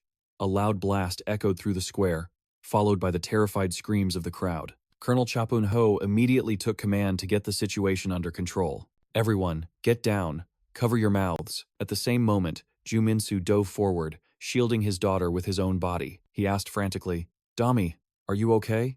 Blinking through the stinging haze, he scanned the area and realized it was a smoke grenade mixed with tear gas. He didn't know who was responsible, but it had to be the only other sane person left in this city. Suddenly, Joo Min-soo's eyes shot open in shock at the scene unfolding before him. Bit Du-hun was on his knees, writhing in agony from the direct blast of the smoke grenade. While he was still choking on the gas, a soldier from the Cheongmai Special Forces appeared behind him, aiming his rifle directly at the back of Bit Du-hun's head. Bit Du-hun sensed a strange presence behind him. He turned his head, only to see the cold, dark barrel of a rifle pressed firmly against his skull. Before he could even react, a single gunshot echoed through the square. The crowd below shrieked in horror, as if their entire world had just shattered. "Oh no! Lord Bit Du-hun! His face! He's been shot!" The other Cheongmai soldiers snapped out of their confusion and rushed forward in a panic to subdue the shooter. "You lunatic! What the hell do you think you're doing? How dare you?" But the soldier's furious words died in his throat as he froze in shock. The soldier he was trying to restrain was none other than his own captain, Shin Jae. He could only stammer in disbelief. "Captain? Why? Why are you here?" Hearing that name, Joo Min-soo whipped his head around, his own eyes wide with shock. It was him, the hero from his past life, who had saved Daeon City and built an unconquerable fortress. Veins bulged on Shin Jae's neck as he roared, trying to break through the brainwashing. "Citizens of Daeon, it's over. All of this is over. Open your eyes and wake up. Can't you see what's happening? From the very beginning, all of us. We've all been deceived by that monster, Bit Du-hun. Now is the time to unite. We must fight back against this heretical cult." But, as he spoke, an unseen force pulled the body from the ground, hoisting it into the air right behind him. Blood and gore streamed from a gaping hole in its head. No sane person could look at that thing and still believe it was human. But these people were no longer sane. They wept with joy, screaming in ecstasy. "He's standing! Lord Bit Du-hun! He's alive again!" Hearing their cheers, Shin Jae glared at the figure, gritting his teeth in fury. "Bit Du-hun, just as I thought. You really are a monster." The creature paid him no mind. It simply spread its arms wide, basking in the adoration of its followers. "Today is truly a joyous day," the creature's voice echoed. "The day we once again face the demon who brought chaos to our city. And it will be the day we finally punish this devil, Shin Jae, and bring true peace to our home." At its words, the brainwashed Cheongmai soldiers moved as one. One shoved a gag into Shin Jae's mouth, while another restrained him, hoisting him off his feet. With chants of purification and the roar of the crowd, soldiers locked him into a wooden stock, a death row prisoner from a bygone era, preparing for a public execution. The mob below screamed in a frenzy, spewing curses. "You man-eating demon, just die! How could our Lord Du-hun possibly lose to a monster like you? Carry out the divine punishment on that devil now. Execute him! Execute him!" But with a single raised hand, Du-hun commanded silence. The entire crowd went still, as if a single brain had ordered every mouth to shut. Du-hun then began his address. "Citizens of the great city of Daeon, I want to extend my deepest thanks to all of you. The power that allowed me to return from the brink of death. It was your cheers, your prayers for me, that made it possible." As he spoke, he pointed toward the people. "You are the true miracles of this miracle city." At his words, his fallen flock could no longer contain themselves. One by one, they placed their hands over their chests, trying to suppress the overwhelming joy erupting within them. But one man, already lost to the depths of this madness, couldn't hold back his cry. "The goddess Gaedong lives within every one of us. The goddess has reignited the dying flame of our city, Daeon." Seizing the moment, Du-hun fanned the flames higher. "And here, I declare to you all, the beginning of this city's glorious history will be its final, undying flame." The crowd below finally broke, erupting in a tidal wave of absolute ecstasy and celebration. The joyous screams of these brainwashed zealots sent a shockwave through Colonel Cha Pun-ho and Shinji's group, rattling them to their core. Staring at Du-hun, roaring with the crowd, Ji-min felt himself fall into a chasm of deep contemplation. A single question kept echoing in my mind: the bizarre event that blessed me with a miracle, and the strange, monstrous body I now possess. I can no longer call myself human. A chilling question smoldered inside me. Was I the only one with this grotesque condition? Looking back on the great battles, on the instincts I felt, everything I'd experienced until now was like an abstract painting that no one could ever understand. But today, the answer was finally becoming clear, right before my eyes. I can say with certainty, Du-hun is the same as me. He's a mutated zombie who retains his human memories. Beside him, his daughter Damy was trembling, hugging herself tightly, terrified of being tainted by these heretics. Yoo Min knew they couldn't stay here any longer. The group had no choice but to find a nearby inn to rest for the time being, and plan their next move. Jaehan was the first to speak his mind. We have to get out of here. Now. Inside the room, he, Yoo Min, Cha Pun-ho, and the other soldier discussed what they had just witnessed. Jaehan continued, Colonel, we need to return to the brigade immediately. Something is seriously wrong with this place. The soldier beside him chimed in. I agree with him completely. Bolstered by the support, Jaehan's thoughts came pouring out in a rush. I'll admit, the city's infrastructure is perfect. Electricity, water, transportation, the walls. There's no arguing with that. But the people here? It's like they've all been brainwashed. Especially that so-called mayor. That's right, Doo-hun.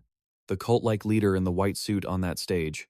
He's the most dangerous one of all. That whole deceptive stage show almost made me want to toss a C4 bomb right into the middle of it, the colonel asked curiously. What stage show? As if his commander's question ignited his confidence, he answered for both Cha Pun-ho and the other man. Exactly. Everything on that stage was an act. He was in on it with that black-haired guy in the Chungmyong military uniform who suddenly rushed in. It's true. I saw it clearly when the smoke bomb went off and clouded everyone's vision. I saw it. When that black-haired guy pointed his gun at Doo-hun, he even smirked, as if the plan had gone off without a hitch. The more he spoke, the angrier he got, standing up as the veins on his neck began to bulge. A place where the leaders conspire, deceive, and incite, using every dirty trick in the book to fool innocent people. I even heard something about an execution ceremony tomorrow. Who knows what kind of twisted lies they'll feed the people then. The other soldier also stood to address the colonel. I think Jahan's right. If we stay here any longer, we'll just get dragged into the games of these tyrants. Before he could finish, the colonel cut him off. All of you, get out. He closed his eyes, still hesitating over a decision he had already made in his heart. Everyone out. Only Yoo Min stays. Seeing their strong, decisive colonel look so conflicted for the first time, the two subordinate soldiers didn't dare say another word. They simply asked for permission to leave. Jaehan led the way out the door.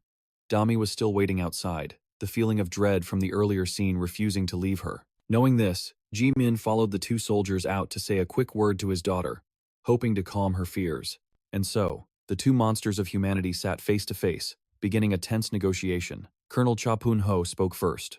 Yoo Min Sut, tell me, this be Do-hun. He's a monster just like you, isn't he? Yoo Min Sut seemed impressed. Colonel, you truly have a sharp eye. Cha Pun-ho continued. I recognized it instantly. The aura he projects. It's the same as when I first met you. The colonel's eyes flashed with anger as he stared Min Sut down, demanding, You already knew. And you still came here? Did you team up with that Do-hun to lure us into this trap? Yoo Min Sut immediately fired back. Absolutely not. If I considered you an enemy, it would have put Damy in grave danger. Do-hun. He was a variable I never anticipated. The colonel crossed his arms, nodding as if he'd expected that very answer. I see. He then stood up, hands on his hips, and declared firmly, All right, the decision is made. We're returning to my brigade. I have faith in the strength of the brigade I built with my own two hands. In fact, staying here any longer is starting to make me uneasy. As he spoke, Cha Pun-ho closed his eyes, a flicker of regret on his face. The infrastructure in Daeon was everything I hoped for, and more. My dream is to see humanity in this country finally recover from this apocalyptic pandemic. To start with, an impenetrable fortress, and build it into a city that could rebuild mankind's future. A stronghold superior to any other in the world.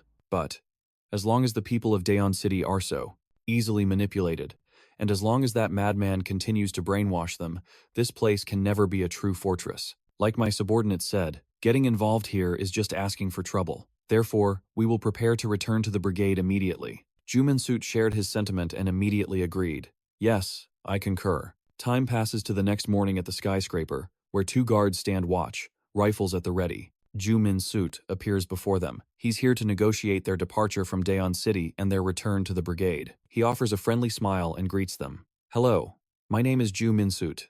I'm here to see the mayor. One of the guards recognizes him and reports, he's the new citizen who joined yesterday. The other guard, with a stern face, shuts him down.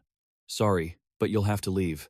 I don't know why, but Mayor Do-hun has given orders not to see anyone. To the guard's surprise, Yoo Min Sut steps forward to press the issue. Then could you at least relay a message to him for me? If you do, I'm certain he'll want to meet me. He says this with a gentle smile. his mind flashing back to his conversation with Colonel Cha Pun-ho the night before. After agreeing with the colonel's plan, Yoo Min had brought up a concern. But if we want to leave this place smoothly, there's one major obstacle. This place is essentially a massive, isolated cult. That means they're extremely hostile to anyone who tries to leave their fold. As he spoke, painful memories flooded his mind. Of a time when the number 31 hung over his head like a death sentence. Back then, he and Damy were searching for shelter, when they stumbled upon a cult burning a man and woman alive at the stake.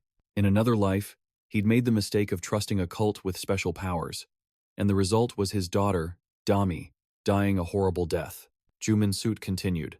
I know better than anyone how insane each of these cult members can be. When they unite in their extremism, people will get seriously injured, or worse, killed. And assuming Bai Do-hun is different, like me, he's bound to feel threatened by another one of his kind. The colonel grew frustrated, facing a threat that even a monster like Min was wary of. He didn't understand any of this cult business and snapped, "Hey, get to the point." "So what's our plan?" Yoo Min replied calmly. "Tomorrow morning I'll go to Bai Do-hun, and I'll reveal my true identity." The colonel was stunned into silence for a moment. "What? You call that a plan?" Yoo Min cut him off. "However, I'll be presenting myself a little differently, with a story that is 30% lies and 70% truth. I'll invoke the name of a being so powerful that even I wouldn't dare cross it. An existence on par with a god. Something that has no business being in Daeon City." Back in the present, Yoo Min now sits across from Bai Do-hun inside the tower. Bai Do-hun sits with his legs crossed, inquiring politely, "So, Citizen Yoo Min, what is it you wanted to tell me?" Min smiles coolly in response. "You must have already known, didn't you? That's why you allowed me in here, correct?" Bai Do-hun lowers his head, his expression darkening. "Citizen Yoo Min." Then, his lips curl into a sneer, revealing his fury. "Are you telling me you wish to leave this city?" Min begins his gamble, his smiling eyes holding a terrifying glint. "Just like you, Mayor. I am also one chosen by the goddess." Hearing this, all expression vanishes from Bai Do-hun's face. He wasn't angry, just stunned into silence. Then, he finally asked, "Are you saying you're an apostle too? The same kind as me, Bai Do-hun?" Jae-min sat composed, but even his sharp suit couldn't hide his powerful physique. A crimson glint flared in his eyes as he answered, "That's right." Bai Do-hun scratched his head, completely bewildered. He recalled the true purpose of the apostles.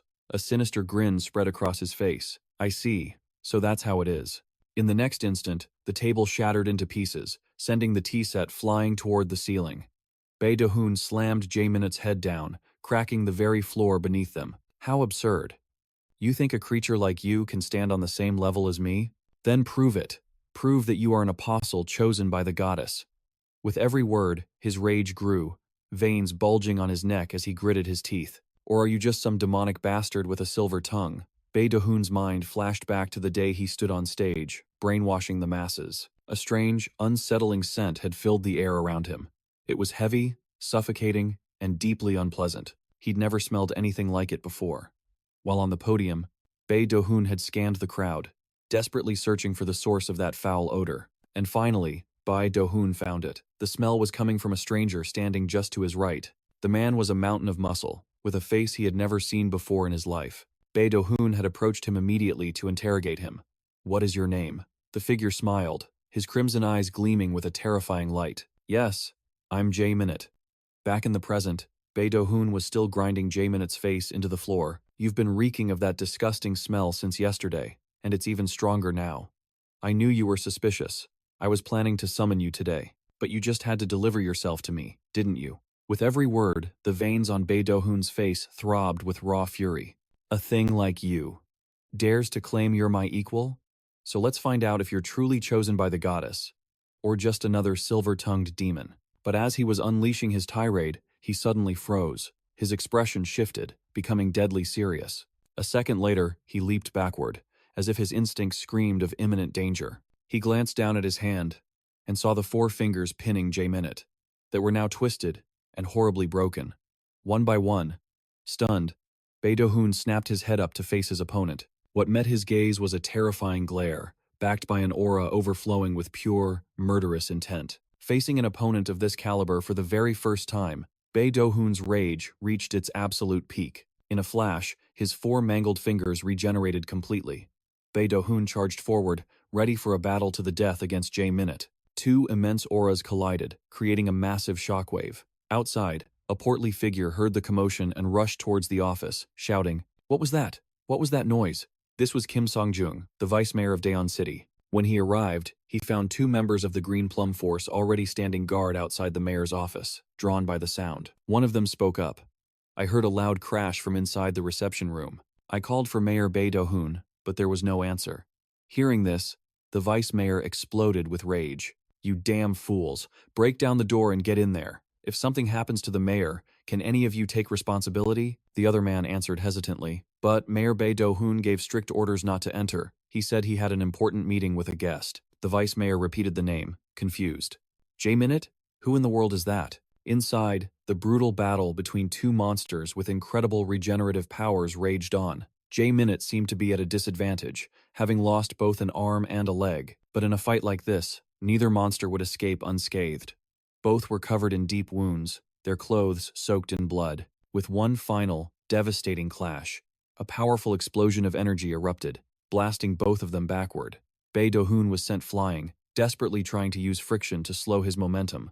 The look of annoyance on his face was gone, and replaced by a grudging understanding of his opponent's true strength. Before him stood Jae Minute. The arm and leg he had just lost had already regenerated in the blink of an eye. He just stood there, silently watching Bae Do-hoon's every move. This fight was going nowhere. Bae Do-hoon had no choice but to accept it. "Looking at you now, I have to admit one thing. At least you're not all talk like that bastard, Shin Ji-gu," he continued. "But to say you're the same as me? That I can never accept." Suddenly, Jae Minute noticed something bizarre. A look of utter shock flashed across his face, because before his very eyes, Bae Do-hoon was radiating a crushing pressure, an aura that took the shape of a vicious, demonic entity. Bae Do-hoon slowly began to unbutton his shirt, his mind flashing back to a time when he was just a normal human, tied to a stake, about to be burned alive. A confident smile played on his lips as he spoke. "Jae Minute, I'll show you a special glimpse of just how powerful the goddess's blessing truly is." Suddenly, a frantic pounding echoed from the door. The vice mayor burst through the ruined frame, screaming, "Mr. Mayor!" Seeing the intrusion, Bae Do-hoon asked, puzzled, "Vice Mayor, what are you doing here?" But the man could only stare in horror at the state Bae Do-hoon was in. His voice trembled with concern. "Mayor, are you all right? What happened? Did something go wrong in the other room?" Baek Do-hoon just sighed. Our little chat just got a bit heated. "My apologies for startling you, Deputy Mayor." The man frantically shook his head. "Apologies? Please, don't say that. I'm just relieved to see you're unharmed, sir." But Baek Do-hoon cut him off mid-sentence. "Deputy Mayor, you still haven't answered my question." He closed the distance, his face inches from the other man's, his voice a low growl. "Why did you enter this room? I gave a direct order that no one was to enter, so why are you here?"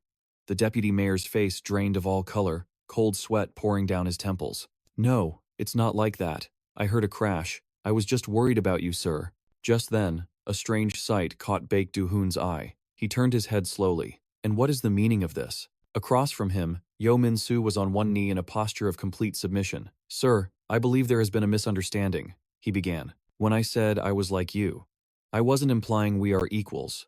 My brother Jin-soo and I, we have also been blessed by the same power you hold. Mayor Baek Do-hoon, I will follow you."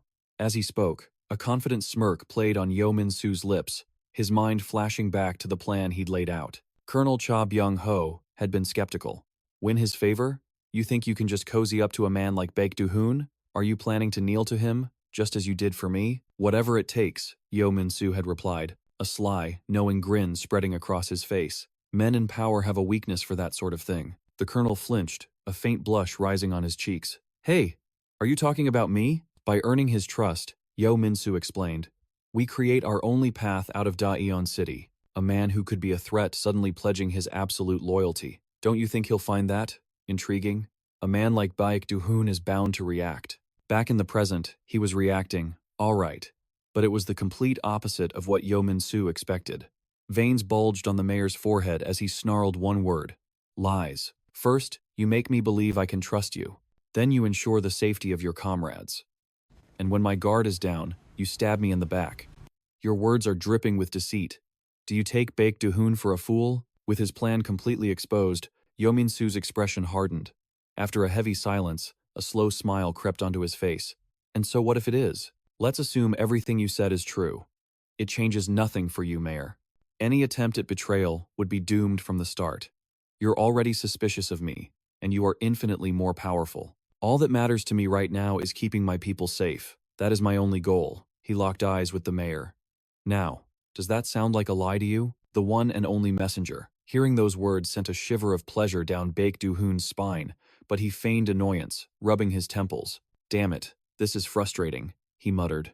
The more you talk, the more I'm starting to like you. Then Baek Do-hoon turned, a grin spreading across his face as he replied to the clever lie. Very well, Citizen Yoo Min-soo, I accept. Your comrades will be granted protection, and I will create a special position for you, right by my side. As Baek Do-hoon stepped closer, pure terror filled the deputy mayor's eyes. In the next instant, blood erupted into the air as the life drained from his gaze. Baek Do-hoon stood over him, his bare hand having punched straight through the man's chest. Then, he turned to Yoo Min-soo with an offer. It seems the deputy mayor position has just opened up. It's yours. On one condition. You must first pass my test. The words sent a chill down Yoo Min-soo's spine, recalling Colonel Cha Byung-ho's grim warning. Be careful, Yoo Min-soo. If this man is the cult leader you claim, his methods will be more savage than anything you can imagine. A wicked smile twisted Baek Do-hoon's lips. So, what do you say, Citizen Yoo Min-soo? Will you take my test? The scene shifts to the next day. A man with vacant eyes stands in a crowd, his lips moving. Execute. Execute. The two beside him were identical, like hollow shells, a single thought repeating in their minds. Execute. Execute. Suddenly, their voices erupted in a deafening, unified roar. Execute him. Judge the demon. Judge the demon. In the heart of a massive plaza, a man was bound to a wooden stake, awaiting death by fire before a crowd of thousands of fanatical believers. The man was Special Forces Captain Shin Ji-gu. Down below, a smiling attendant approached with 2 glasses of wine. A little wine for you, sirs? Opposite him stood Colonel Cha Byung-ho's group. The colonel refused flatly. No, thank you. From behind him, little Damy spoke up. Colonel, you told me to wear this necklace, and I did. So can you please tell me now, where is my daddy? She glanced around, noticing how the other men looked away, unable to meet her eyes. Her suspicion grew. Why won't anybody answer me? What's happening? Something's wrong, isn't it? Right? But Colonel Cha didn't respond. Instead, he turned his gaze to his subordinates. Soldiers. He couldn't even bring himself to look them in the eye. He turned his back before giving the order. Take Yoo Min-soo's daughter and get her out of here. As the soldiers approached, Damy's anxiety turned to panic, and she screamed, Colonel, why won't you answer me? Something's happened to my dad, hasn't it? One of the soldiers just scratched his head, completely at a loss. His head hung in defeat. Damia, get a grip. But she paid him no mind, her voice ringing out, Brigade Commander. Her desperate cry echoed through the air, making the already tense Colonel Cha Byung-ho flinch. A deep, ugly scowl twisted his features. Damn it all. Back at the cult's execution ground, Baek Do-hoon's arm shot toward the heavens. My beloved people of Daeon, from this moment, the sacred execution shall begin. As the words left his lips, thousands of followers below erupted in a deafening roar. Their voices joined in a single, chilling chant. Execute him. Judge the demon. On the balcony, Shin Ji-gu placed his hands on the railing and began his masterful performance, shedding crocodile tears. First, I must deliver some tragic news. A moment later, tears streamed down his face as he began to condemn the man before them. That despicable demon tried to escape this morning, and in the process, he murdered the Honorable Kim Sang-jung, our beloved deputy mayor. Hearing this, the mindless flock below was instantly devastated, their faces streaked with tears. What? The deputy mayor is dead? By that despicable demon? What will we do now? Lord Baek Do-hoon is weeping. Please, don't cry. Seeing the atmosphere had reached a fever pitch, Baek Do-hoon knew his words had hit their mark. Now, Baek Do-hoon moved to the next phase of his plan. Until this morning, I was drowning in sorrow, utterly devastated that I couldn't protect our deputy mayor. But my grief has been lifted. For the all-knowing goddess has sent us a worthy successor, someone to take the deputy mayor's place. He will join me in punishing this wicked demon. Baek Do-hoon paused for dramatic effect, raising his arm. Then, he pointed toward a new figure, his voice booming. His name is Ji Min-soo. As he spoke, a spotlight snapped on, locking onto the man in its glare. Ji Min-soot's mind flashed back to the day before, when he had desperately tried to reason with Baek Do-hun. The cult leader had offered him a path to redemption, a final test. He was to preside over the execution of Shin Ji-gu by fire. It begins at 11 o'clock tonight. Back in the present, Baek Do-hun held up the ceremonial hat, the symbol of the deputy mayor's office, and stepped forward. Normally, this glory would be mine, but this time, I shall bestow it upon you. He then placed the hat on Ji Min-soot's head and gave his command. You will carry out the judgment. To destroy this demon is the destiny of the chosen one. If you accept this destiny, I, in turn, will accept you. Below, the heartbroken crowd did a complete 180. Their sorrow turned to manic joy, roaring like spoiled children finally getting what they wanted. Beside them, Colonel Cha Pun-ho had already known this was coming, but witnessing it firsthand, he was still horrified by the fanaticism of these lost souls. His mind raced back to the night before, when Ji Min-soot had revealed the plan. The colonel's voice had been a furious roar. What? You're going to kill someone at their sham ceremony tonight? It was unthinkable. He had clapped a hand on Ji Min-soot's shoulder. Enough. I don't want to hear another word. We're getting out of here, right now. But Ji Min-soot had stopped him, calmly stating that leaving was impossible. Colonel Cha Pun-ho's anger had boiled over, but Ji Min-soot's reply was firm. As long as Baek Do-hun holds power in Daeon, running away is the most dangerous thing we can do. We're in this mess because I brought us to Daeon.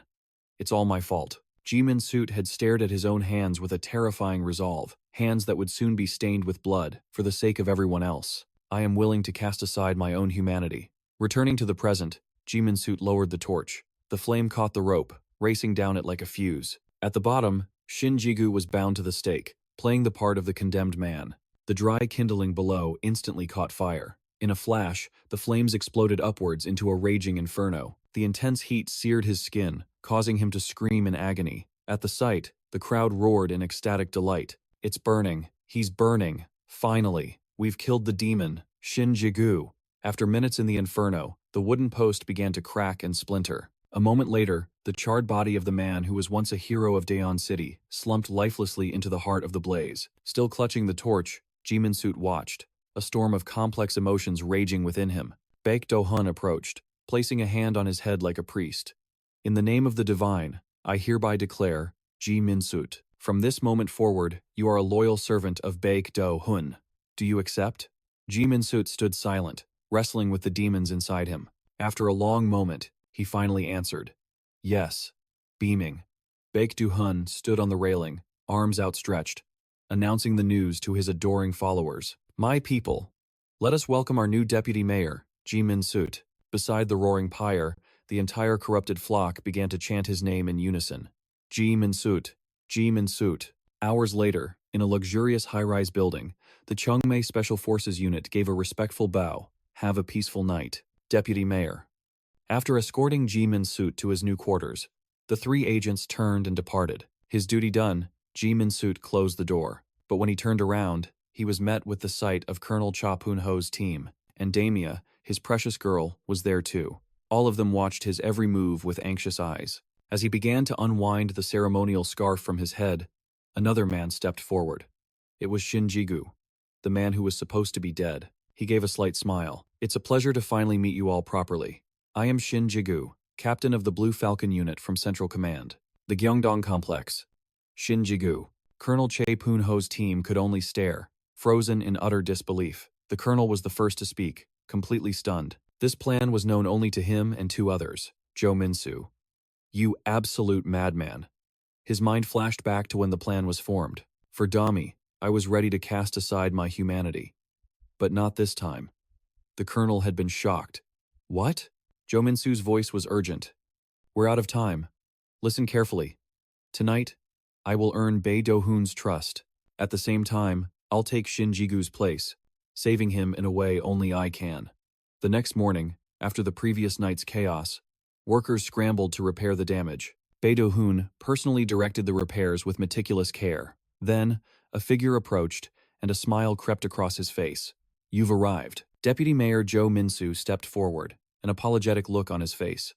My apologies, Mr. Bae Do-hun. I seem to be a little late. Bae Do-hun moved closer, his voice dripping with false sympathy. I understand. I'm sure you didn't get a wink of sleep, did you? After such a major incident, I, Bae Do-hoon, can still vividly recall last night when you executed that monster. The absolute resolve on your face. I couldn't contain my excitement, but in the next second, his hand shot out, seizing Jo Min-soo's face in a threatening grip. Even so, be on time next time. I despise dogs that defy their master. Do you understand me? Jo Min-soo's reply was flat. Yes. Satisfied, Bae Do-hoon released him, his tone shifting back to business. There's still time before the ceremony begins, so please, have some tea and relax. Our new deputy mayor's inauguration is going to be a truly spectacular event. But then, Bae Do-hoon paused as if remembering something. Ah, and about Shin Ji-gu, he was burned to a crisp. Though, I hear a part of his body was left. His right arm, I believe. At that very moment, Jo Min-soo's own right arm was regenerating at a visible, unnatural speed. Across from him sat Shin Ji-gu. After that so-called judgment ceremony, he said, I thought I was prepared, but it's still hard to accept. Mr. Jo Min-soo. Jo Min-soo replied, I'm sorry for being late. It wasn't easy to slip past their watchdogs. But Shin Ji-gu shook his head, refusing the apology. Don't be. If it weren't for you, I would most certainly be dead by now. Because before the execution, Jo Min-soo had appeared before Shin Ji-gu to set his audacious replacement plan in motion. Jo Min-soo remarked, You still have ash on your head. The plan was rushed, but it was effective, wasn't it? Shin Ji-gu replied, Not as well as it worked for you. To be honest, it was torture.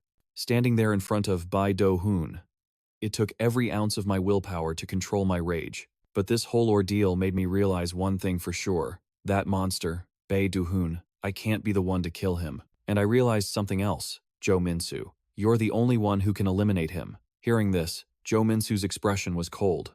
Why me? That blunt question left Shin Ji-gu speechless, unable to form a response. Jo Min-soo continued, I am the deputy mayor of this city now. I no longer have a reason to do such a thing. Don't misunderstand. I only saved you because I could. Then, his voice turned deadly serious.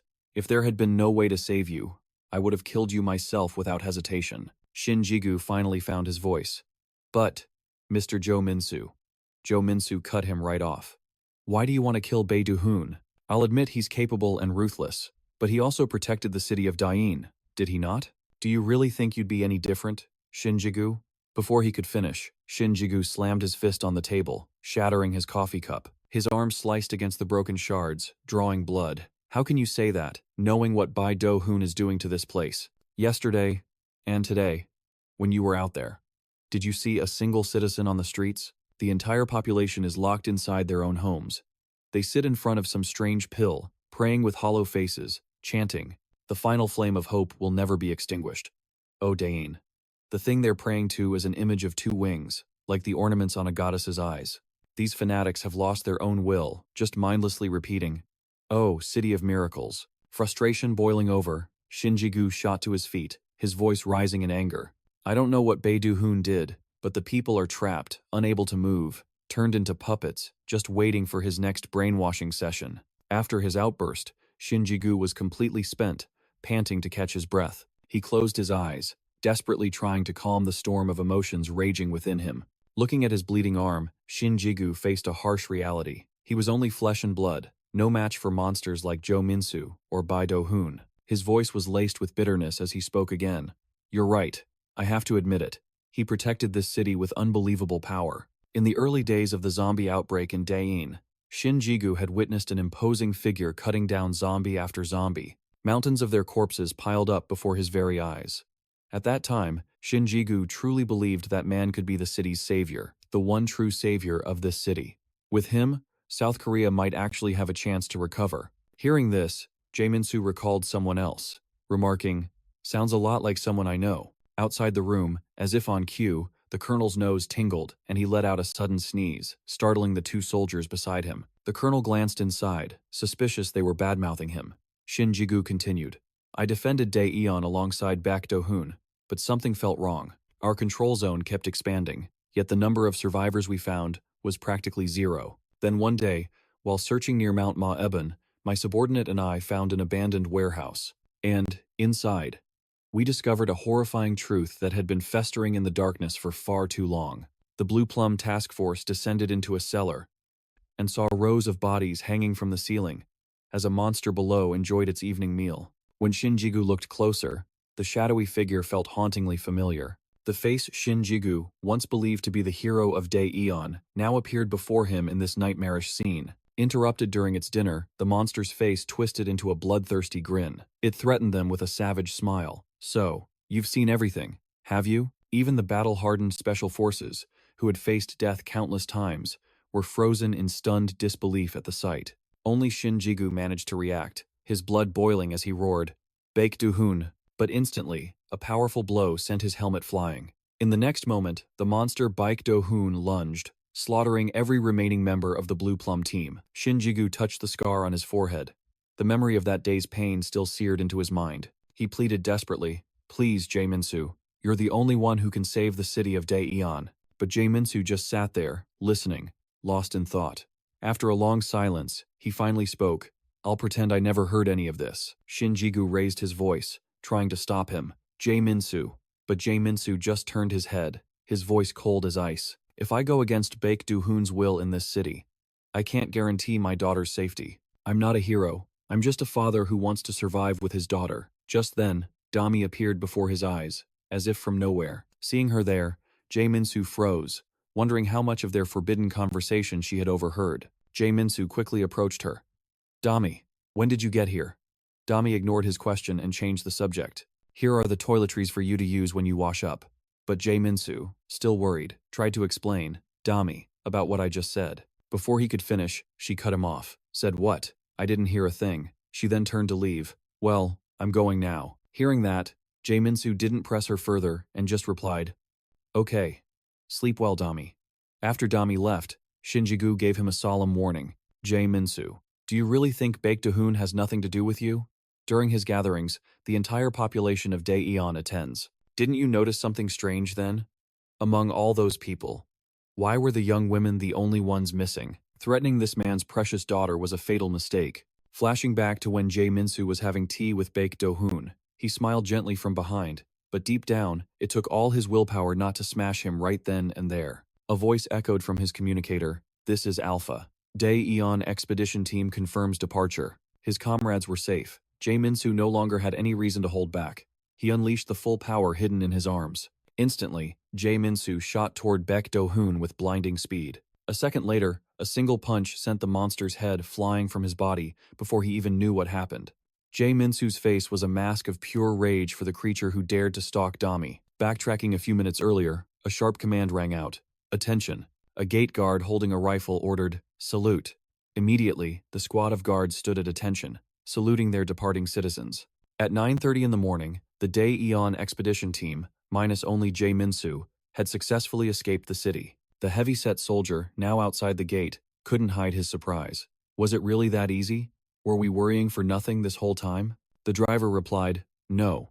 It's just that things were made easier for us." Despite saying that, he couldn't help but glance nervously behind them, adding, "If leaving was always this simple, those armed guards wouldn't have looked so tense, right? They were just following orders. They couldn't possibly defy their superior." The heavy-set soldier was confused. "Yeah, I get that. But making him vice mayor seems a bit extreme, doesn't it? There must have been other ways to sneak out." The driver shot back, "You really are a slow thinker, aren't you?" Annoyed, the heavy-set soldier snapped back, "What did you say?" The driver simply answered, "Because this was the most certain way, obviously. For a man like Jae-minsu, ensuring his daughter's survival is all that matters. He doesn't care what happens to himself." In the middle vehicle, Damy rode on without her father, her years of experience telling her something was wrong. She knew it in her gut. Her father's flimsy excuse could only mean one thing: he was walking straight into danger. The more she thought, the more worry etched itself onto her face. Noticing her distress, the colonel beside her finally spoke up. "Hey kid, what's on your mind? Worried about your dad being left all alone? Didn't Yao Chen promise you yesterday he just had a little business to take care of and would be right back? There's nothing to worry about." It's a line every kid has heard 1,000 times, which is exactly why it was impossible to believe. She finally answered, "My father has always lived like a fool, always letting others take advantage of him. Even when it's not his fault, he's always the first to apologize. To be honest, I used to absolutely hate that about him. But when I was in middle school, a delinquent burned me with a cigarette. And that timid man changed.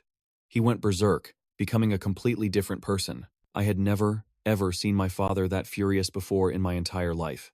That was the first and only time. But last night, I was on the balcony, and I saw my father talking with Shin Ji-gu, and I saw that same look on his face from all those years ago. At this, her voice cracked, trembling with emotion.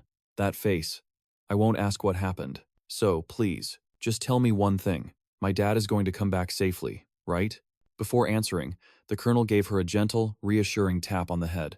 What do you mean, if? Of course he's coming back. His wonderful daughter is right here, worried sick about him. My silence must have made you even more upset, huh? The colonel flashed a confident grin, his voice firm. I can promise you this, that kid, Yao Chen, will be back in a flash. Hearing his words, Damy felt a wave of relief wash over her, and the deep worry on her face finally began to fade. The colonel, too, felt more at ease, having calmed the man's precious daughter. But then his gaze fell to the steering wheel. He lifted his hand and saw it was drenched in cold sweat. In that instant, he realized the truth. He was just as terrified for Yao Chen as she was. The colonel thought to himself, Yao Chen, I have absolute faith in you, but you have to be careful. That monster, Baek Do-hoon, he's not an easy opponent. Back at the scene of the attack, Yao Chen's eyes burned with killing intent, locked directly on his foe. A split second later, the headless corpse lunged forward, charging in for a devastating collision. An earth-shattering explosion rocked the area. Yao Chen leaped back just in time, narrowly dodging Baek Do-hoon's monstrous assault. The severed head spoke, its voice rattling despite having no lungs. Why? Baek Do-hoon, I put so much faith in you. The body calmly picked up its own head and set it back on its neck, where it instantly fused back together. So why did you betray me? From a distance, Yao Chen's cold reply echoed, You're mistaken. I was never on your side, not for a single moment. The words barely left his lips before Yao Chen launched a second assault, but Baek Do-hoon blocked it effortlessly, a mocking sneer on his face. How truly tragic, to see one blessed by the goddess herself fall so low as to become a common demon. It's just heartbreaking. Have you forgotten? My power completely overwhelms yours. You stand no chance of defeating me. The moment he finished speaking, a sickening crack echoed through the air as the bone in his arm suddenly snapped in two. This had never happened before, not even during their friendly spars in the mayor's office. In the next instant, Yao Chen pressed his advantage, landing a brutal punch that sent the monster flying backward. The reinforced concrete wall erupted as if rigged with explosives. When the dust cleared, a gaping crater was left behind. With Baek Do-hoon missing the entire lower half of his body, he stared in utter disbelief. What is this? Before he could finish, Yao Chen was on him again, appearing like a phantom right before his eyes. Faced with Yao Chen's terrifying, unprecedented speed, Baek Do-hoon felt an immense pressure crushing down on him. He gritted his teeth, trying to leap away to safety. But he wasn't fast enough. His leg was severed, left behind on the ground below. Rage boiled within Baek Do-hoon. Impossible, he seethed. A moment ago, his strength was barely enough to bend my finger. How could he have gotten this strong, this fast? In a single, explosive leap, Yao Chen now hovered directly above him. He raised his arm, his mind racing. Running away won't solve anything. Baek Do-hoon will hunt us to the ends of the earth. He'll even make Damy his target. There's only one way to end this. At that thought, Yao Chen's eyes blazed with pure hatred. Baek Do-hoon, he roared, I will end you right here and now. As Yao Chen's fist descended for the final blow, a panicked Baek Do-hoon threw up his hands, desperately calling for a timeout. Wait! But suddenly, 2 bullets whizzed past his head. The distraction made him flinch, his fist missing its mark at the most critical moment. Standing nearby were 2 soldiers from the Azure Guard. They had their weapons aimed at him as they shouted with concern. Vice Mayor, what are you doing? Mr. Baek Do-hoon, are you all right? The soldiers had arrived to help Baek Do-hoon, but the monster had a very different kind of help in mind. In a flash, Baek Do-hoon grabbed both soldiers by the head, his jaw unhinging as he prepared to replenish his combat energy. Meanwhile, Jimin-suk watched it all unfold.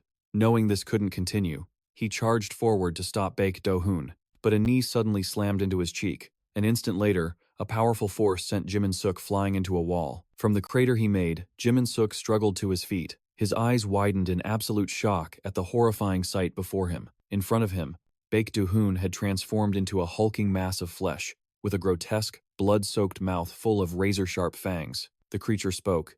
How laughable. I picked a piece of trash from the gutter and polished him until he shined. And now you dare try to end me? Come on, give it a try. Though his form was vaguely human, every part of him screamed, monster. Rage flared in his eyes as he snarled, "Let me show you just how much my goddess truly loves this Baek Do-hoon." In Baek Do-hoon's memories, before the zombie apocalypse struck, he was nothing but an ordinary man of flesh and blood. With his silver tongue, he had created a cult entirely for himself. Baek Do-hoon, the pure truth of benevolence. I am a god. I am different. The one who can do anything. That is, me. Then, his lecherous gaze fell upon a beautiful young female follower, his mind imagining all sorts of twisted new games. A second later, he suppressed the vile urges rising in his mind and put on a benevolent expression. "Obey me, worship me, Baek Do-hoon, and I will grant you salvation." But when the zombie plague began, all that confidence vanished from his face. For the first time, he witnessed the most terrifying scene of his entire life. Below him, his followers were becoming fresh prey for the first wave of zombies. A frantic knocking echoed from his door. "Prophet Baek Do-hoon, the believers are losing their minds. Is this the day of destruction you foretold? If so, please save us." They knocked for a long time, but there was no response. Their terror only grew stronger. "Why is it so quiet? Are you all right, sir? Come out." Finally, they decided to use an axe to force the door open. As they stormed inside, they cried out in worry. "Prophet Baek Do-hoon, are you okay? Please, you must save us." But the sight that greeted them was a disheveled Baek Do-hoon, frantically stuffing all the money he'd scammed into a bag, preparing to flee. His stunned second-in-command asked, "Prophet Baek Do-hoon, what are you doing?" But he had no time to worry about anyone else. Baek Do-hoon grabbed the money bag and bolted for the door, screaming, "Get out of my way!" The furious vice leader gave the order, "Prophet Baek Do-hoon is stealing the funds and escaping. Seize him." Instantly, his followers swarmed and captured him, but he continued to scream, "Let me go. I am Baek Do-hoon. I am a god." That very night, they tied him to a stake. They performed a ritual sacrifice to the very goddess he had invented. Over Baek Do-hoon's desperate screams, the vice leader addressed the believers. "The goddess is enraged at the crimes of Prophet Baek Do-hoon, a man who sold his heart to a demon. The deity Kidong is furious. Gouge out his treacherous eyes, burn his filthy body to appease her wrath." But just as his body was about to be burned to ash, Baek Do-hoon offered the first sincere prayer of his life. "It's hot. So hot. Please. Someone. Save me. Please." In that moment, the silhouette of a four-winged angel appeared before him. That angel began to bestow upon this false prophet a supernatural power, a power that could make him a master of this zombie apocalypse. The flames suddenly erupted, twisting in a bizarre way, forcing all the believers to stumble back in fear. The vice leader stared, stunned, into the pyre. His eyes then filled with absolute terror as he saw something that defied all logic. From within the inferno, a perfectly healthy body walked out, its eyes glowing a crimson red just like the zombies. "I, Baek Do-hoon, am the one permitted to be different from mortals, the one granted the power by love to do anything." Back in the present, Baek Do-hoon's monstrous face contorted as he roared, "I am the agent of the deity Kidong." Baek Do-hoon crouched, gathering power for a leap. The next second, his figure vanished, reappearing right before Jimin-suk, as if he'd teleported. He immediately threw a punch. Thankfully, Jimin-suk managed to dodge the attack just in time. But in a flash, a second blow followed, stunning Jimin-suk. Before him, he saw what felt like a colossal monster, wielding terrifying power, as if crafted by a creator god. Jimin-suk couldn't evade the attack. With half of his head blown away, Jimin-suk could only think in sheer horror, "What is this?" An instant later, Jimin-suk had fully regenerated, but Baek Do-hoon was already raising both arms for his next attack. The moment his fists came crashing down, a composed Jimin-suk leaped high into the air to evade. But Baek Do-hoon once again seemed to teleport, appearing right in front of him in mid-air. He swung his arm straight for Jimin-suk's face. The blow sent him tumbling dozens of times through the air before he finally crashed, shattering the floor beneath him. Baek Do-hoon casually walked over, sneering, "What's this? Is that all you've got? You dare to oppose me with such pathetic strength? So this is the love I've received? How utterly disappointing." Suddenly, a realization dawns on him, his eyes widening in shock. "Ah, now I understand. Why would the goddess send a vile demon like you to me, Baek Do-hoon?" he screamed, throwing his head back to the heavens. "You were sent to judge the one who defiled her blessing. It was none other than me, Baek Do-hoon, the one she trusted. Oh, goddess Kidong, please forgive this foolish servant who has only now awakened to the truth. In this moment, I beg you, please, annihilate this wicked demon, his entire horde, and every last child who shares his cursed blood. Let their pain be so great they plead for the sweet release of death. With that, he launched himself into the air, preparing to end Yoo Min with a thunderous stomp. Now, I will deliver my judgment. At that very instant, in the seemingly endless darkness, a blinding LED light erupted.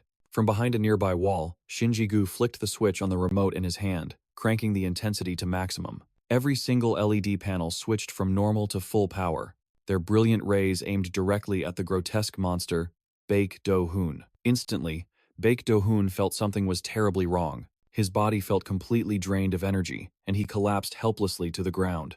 He struggled to force himself back up. A baffled expression covered his face. Huh? What's happening? Yoo Min's voice cut through the confusion, explaining, wide-angle vision disorder. Whether congenital or caused by later trauma to the optic nerve, you can only perceive the outlines of moving objects. People with this condition have sharper reflexes than normal, but their visual recovery speed is many times slower. And the one thing people like you must fear most is a blinding flash of light.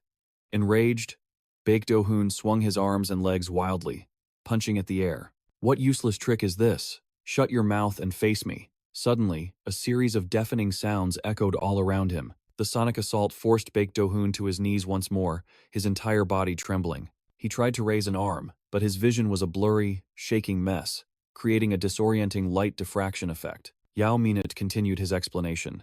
Intense light and relentless noise directly assault the brain, even leading to neural seizures.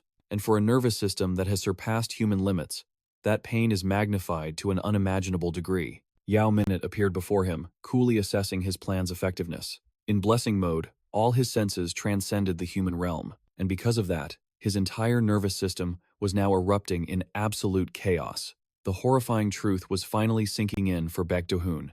This bastard. Could it be he planned all of this from the very beginning? He pretended to fight me with pure strength, just to provoke me into awakening my power? Then acted like he was overwhelmed just to lure me to this exact spot? All of this, from start to finish. Was this all your scheme? Trapped and desperate, Baek Do-hoon let out a final, crazed scream. Yoo Min. But in response, Yoo Min just answered softly, "You're right about that. Your power and speed are far superior to mine. It seems you were truly blessed with a great love." Yoo Min slipped his hands into his pockets, then equipped a pair of metal knuckles, ready for a different kind of fight as he thought of his daughter. But do you know? The strength of one who protects that love is far greater than one who merely receives it. 3 minutes and 27 seconds had passed since Yoo Min put on the metal knuckles. His arms were now slick with blood after a relentless assault. Yoo Min brought his fist down like a meteor strike. A second punch followed, unleashing 100% of his arm strength. Baek Do-hoon's body was now just a shapeless, mangled ruin of mutated flesh, beaten into oblivion. Baek Do-hoon was officially beyond recovery. In the most literal sense, he had gone to meet his goddess in the sky. Shinji-gu stood by, watching one monster brutalize another for what felt like hours, his eyes still wide with utter disbelief. The steel knuckles were dropped to the ground. Only after Baek Do-hoon showed no signs of movement did Yoo Min finally lower his guard and stand up. Shinji-gu approached him in awe. "Baek Do-hoon, I never thought I'd see the day he'd be taken down like this with my own eyes. That was incredible, Yoo Min." Yoo Min replied calmly, "It was all thanks to you, Captain Shinji-gu. You helped me a great deal. You were the one who provided all the information on Baek Do-hoon, after all." Shinji-gu heard this but didn't buy it, studying the man before him. "No, that's not it. Even with his eyes neutralized by the light, even with his nervous system in complete turmoil, he shouldn't have been defeated that easily. The reason Yoo Min won was simple. He was just on a completely different level of strength. Under the glare of the LEDs, the pile of flesh that was once Baek Do-hoon lay in tatters. However, it seems he wasn't quite dead yet. An image of a female angel suddenly appeared in his mind. Her lips moved, encouraging him. "Rise." Baek Do-hoon's body reacted instantly. The shredded muscles and torn flesh began to twitch and writhe. Then, he began to reform, his body pulling itself back into its original shape. The only difference was the boundless hatred now burning in his eyes. With a piercing shriek that echoed through the warehouse, every piece of Baek Do-hoon's body, from muscle fiber to vital organs, violently snapped back into place. Severed pieces of lung suddenly sprang to life, soaring back towards Baek Do-hoon. Shinji-gu could only watch in horror, gritting his teeth at the impossible sight before him. What stood before them was no longer a humanoid monster. Instead, it was a grotesque fusion, cobbled together from all of Baek Do-hoon's parts, both regenerated and decayed. Shinji-gu stammered, Baek Do-hun. Is he still alive? I've never seen a form like this. Ji Min-soo began to explain. It's a high-level variant. Tardigrade. Shin Ji-gu stared in shock. Wait. Ji Min-soo. What are you talking about? His eyes fixed on the creature, Ji Min-soo answered, I'm not mistaken. That thing is an abomination. He couldn't believe it. Baek Do-hun's true identity was a top-tier monster. As the creature lunged, Ji Min-soo grabbed Shin Ji-gu and bolted, shouting a warning. Run. If that's really a tardigrade, its main trait is… But before he could finish, the beast born from Baek Do-hun stopped dead in its tracks, its flesh erupting skyward, expanding 10, even 100-fold. At that very moment, outside the warehouse, the entire population of Daeon City had gathered for the deputy mayor's inauguration ceremony. With no sign of Ji Min-soo or Baek Do-hun, the elite soldiers on the stage began to worry. What's the situation? I heard a massive crash from inside. But when I went to check, all the guards were gone. You know what happened to the last deputy mayor? We're 3 hours behind schedule. This has never happened before. Don't tell me something went wrong. But another soldier scoffed. Get a grip. Do you really not know what kind of man Baek Do-hun is? He's probably just busy with something urgent. He'll be here any minute. Just then, from behind the soldiers and before the eyes of Daeon's citizens, a hideous monster rose hundreds of meters into the air. Its circular maw of razor-sharp teeth gnashed at the sky, as if savoring its very first moments of life in this world. Below, the crowd screamed in terror. Ipo Tower has been destroyed. What is that giant thing? It's a monster. A colossal monster has appeared. Then, the tardigrade's gaze fell upon the soldiers, and they screamed in pure terror. In the next instant, the tardigrade monster dove straight into the heart of the fully gathered celebration. People ran for their lives in the chaos, but a few curious women couldn't help but ask, what in the world is going on? Isn't Baek Do-hun inside Ipo Tower? Where is he? They had no idea that the horrific beast before them was the very mayor they so loved and admired. And that respected leader, Baek Do-hun, plunged directly towards those very women. They were granted the gruesome honor of becoming one with him. Those in front could only scream in abject horror, "Somebody save me!" Suddenly, a massive explosion erupted, forcing the monster to halt its hunt in agony. It was Shin Ji-gu, now armed with a cannon. He roared, "Baek Do-hun! Over here!" The monster immediately answered, lunging its jaw right for him. But Shin Ji-gu was prepared. Just as the creature struck, he rappelled down a rope, landing safely on the ground. Wasting no time, he unleashed a hail of machine gun fire, deliberately provoking the beast. However, the bullets didn't leave a single scratch. He immediately fell back, ready for the next phase of the plan. Shin Ji-gu's eyes narrowed as he recalled Ji Min-soo's instructions. It's no use. Its hide is tougher than reinforced steel. The more you attack it, the stronger its tissue structure becomes. But while its shell is hard, its internal organs are surprisingly weak. Shin Ji-gu, you must lure it to the Ipo building. I'll finish it there. Back in the present, a single swipe from the monster sent the city's tallest building crumbling to dust. Speeding away on his motorcycle, Shin Ji-gu glanced over his shoulder, ensuring the monster was following exactly as planned. All around him, debris from collapsing skyscrapers rained down on every street corner. But with his innate talent for riding, Shin Ji-gu expertly weaved through every chunk of falling rubble. Finally, reaching the rendezvous point, Shin Ji-gu leaped from his bike, landing firmly on the ground. Facing the colossal monster looming before him, Shin Ji-gu didn't flinch. His eyes burned with absolute faith in Ji Min-soo's plan, and he was not let down. At that very moment, Ji Min-soo appeared, hovering directly over the tardigrade's head. Chainsaw in hand, his gaze was resolute as he stared down the volcano-sized Baek Do-hun, determined to end this in one shot. Ji Min-soo revved the chainsaw to maximum power, then launched himself high into the air. A second later, he dove without hesitation, straight into the monster's gaping mouth. Suddenly, gouts of blood erupted from within the tardigrade. It let out a gut-wrenching roar of agony. From inside its body, a sharp chainsaw blade burst through its flesh.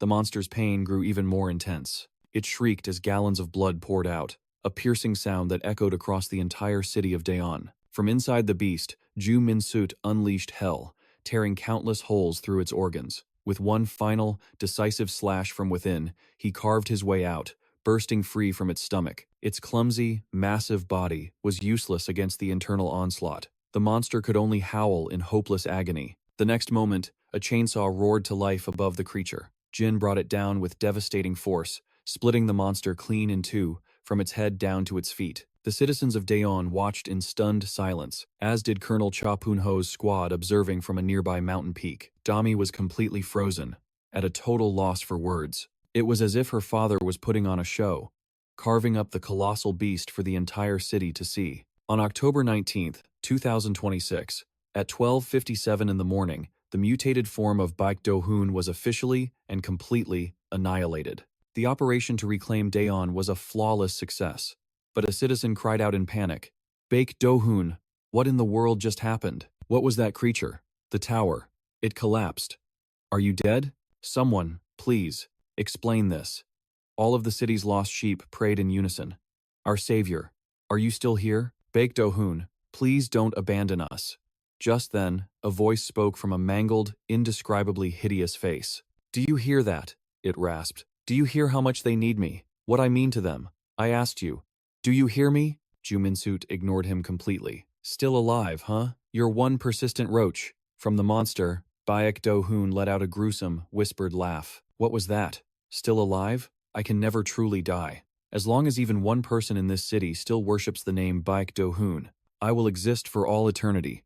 Yoo Min cut him off with a swift kick, still spouting nonsense, even at the very end. "Have you forgotten? There is one person in Daeon who never worshipped you." Baek Do-hoon's eyes narrowed in thought, then shot wide open in horrified realization. It couldn't be. At that exact moment, footage lit up the city's largest screen, showing Baek Do-hoon butchering 2 soldiers of the Green Plum Force. The crowd gasped in utter shock. "What is this? That video. It's impossible. Is that real? Is that truly Baek Do-hoon?" Just then, Shin Ji-gu appeared before the public, as the screen showed Baek Do-hoon preparing to feast on his young prey. Murmurs spread through the people below. "That soldier. He's the one who took down that monster. Wait a second. Isn't that Shin Ji-gu? What? No way. But Shin Ji-gu was executed last night. That means he's alive?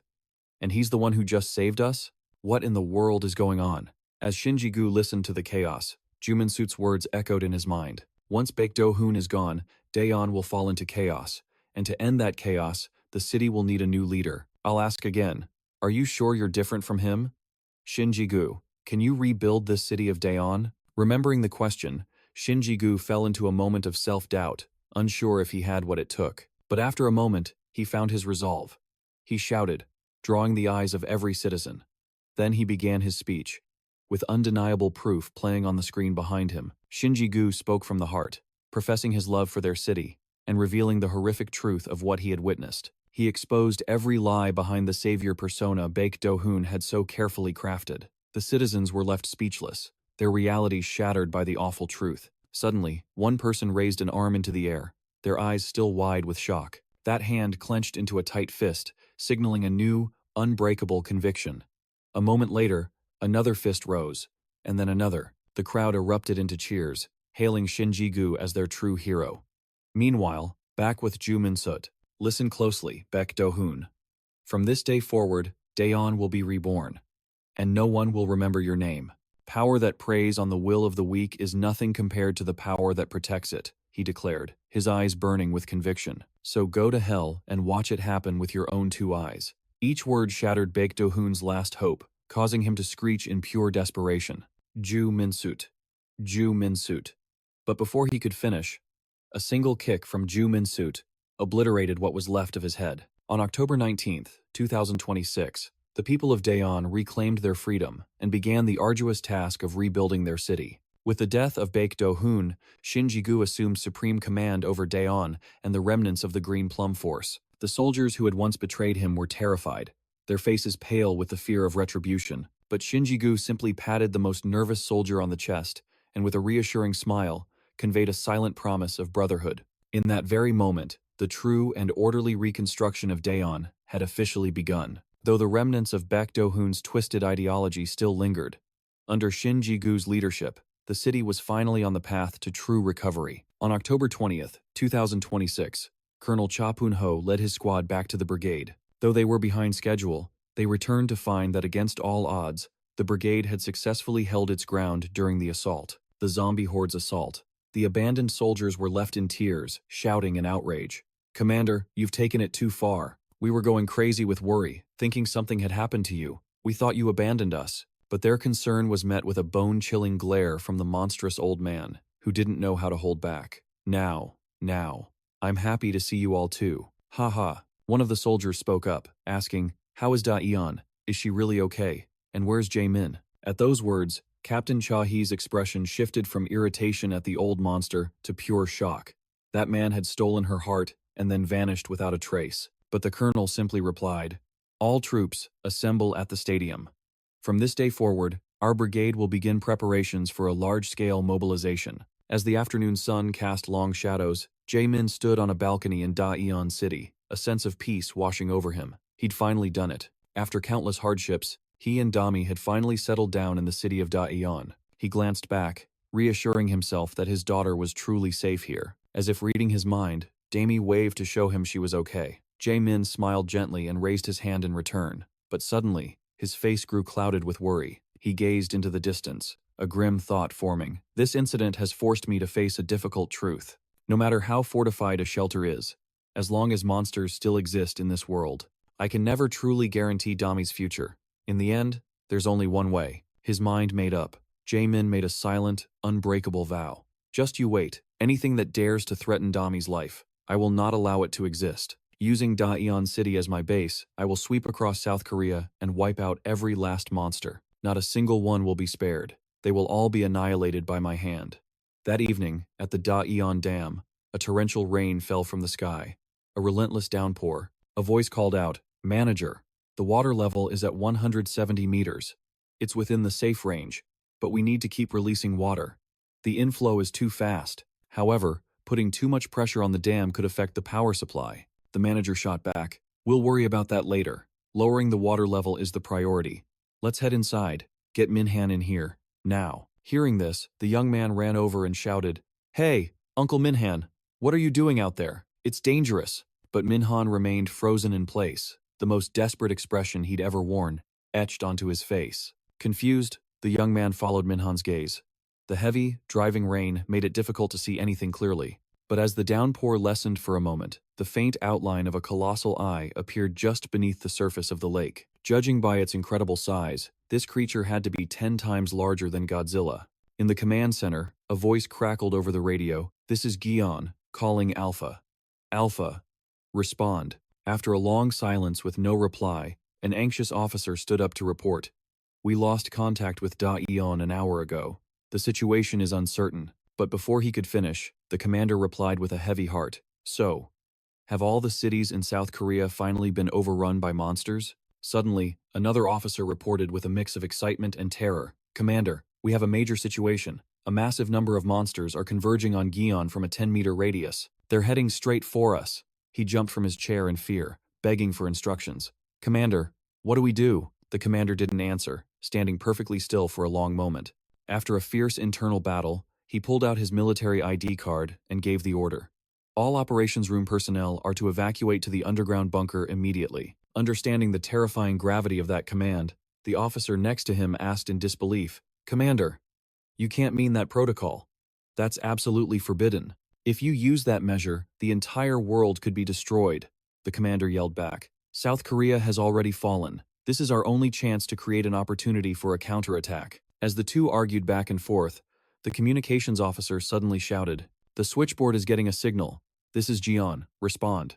The commander, having accepted their fate, closed his eyes and ordered, "Stop. It's useless. There's no one left anyway." But the operator suddenly reported, "Commander, we have a response." Hearing this, the commander's eyes snapped open.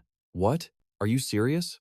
On the other end, new information flashed across the main screen. "Yes, sir. It's not the Da-eon area. We lost the signal right after, but it was definitely from one of the dispatched units." A sliver of hope ignited. The commander stared grimly at the ID card in his hand, suppressing his emotions. "All right, we'll place our trust in them one more time. This is a state-of-the-art shelter. It's so secure that not even a single drop of water can get in. The monsters will never be able to breach this place." He then walked over to the main information display. After confirming the data, the commander's voice boomed with renewed conviction.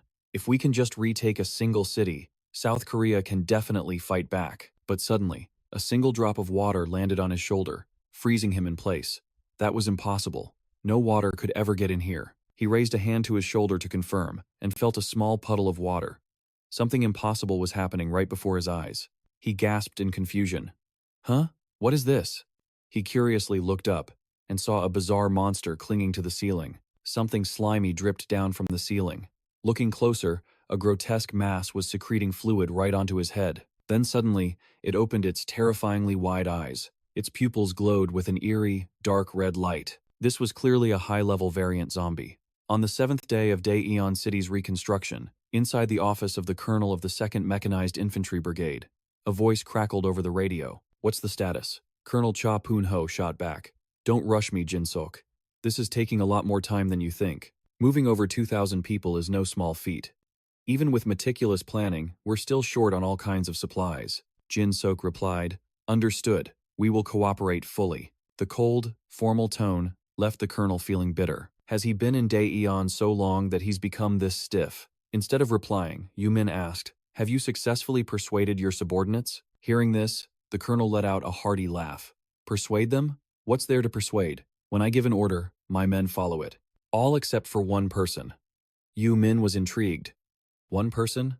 The colonel answered sheepishly. You already know who I'm talking about.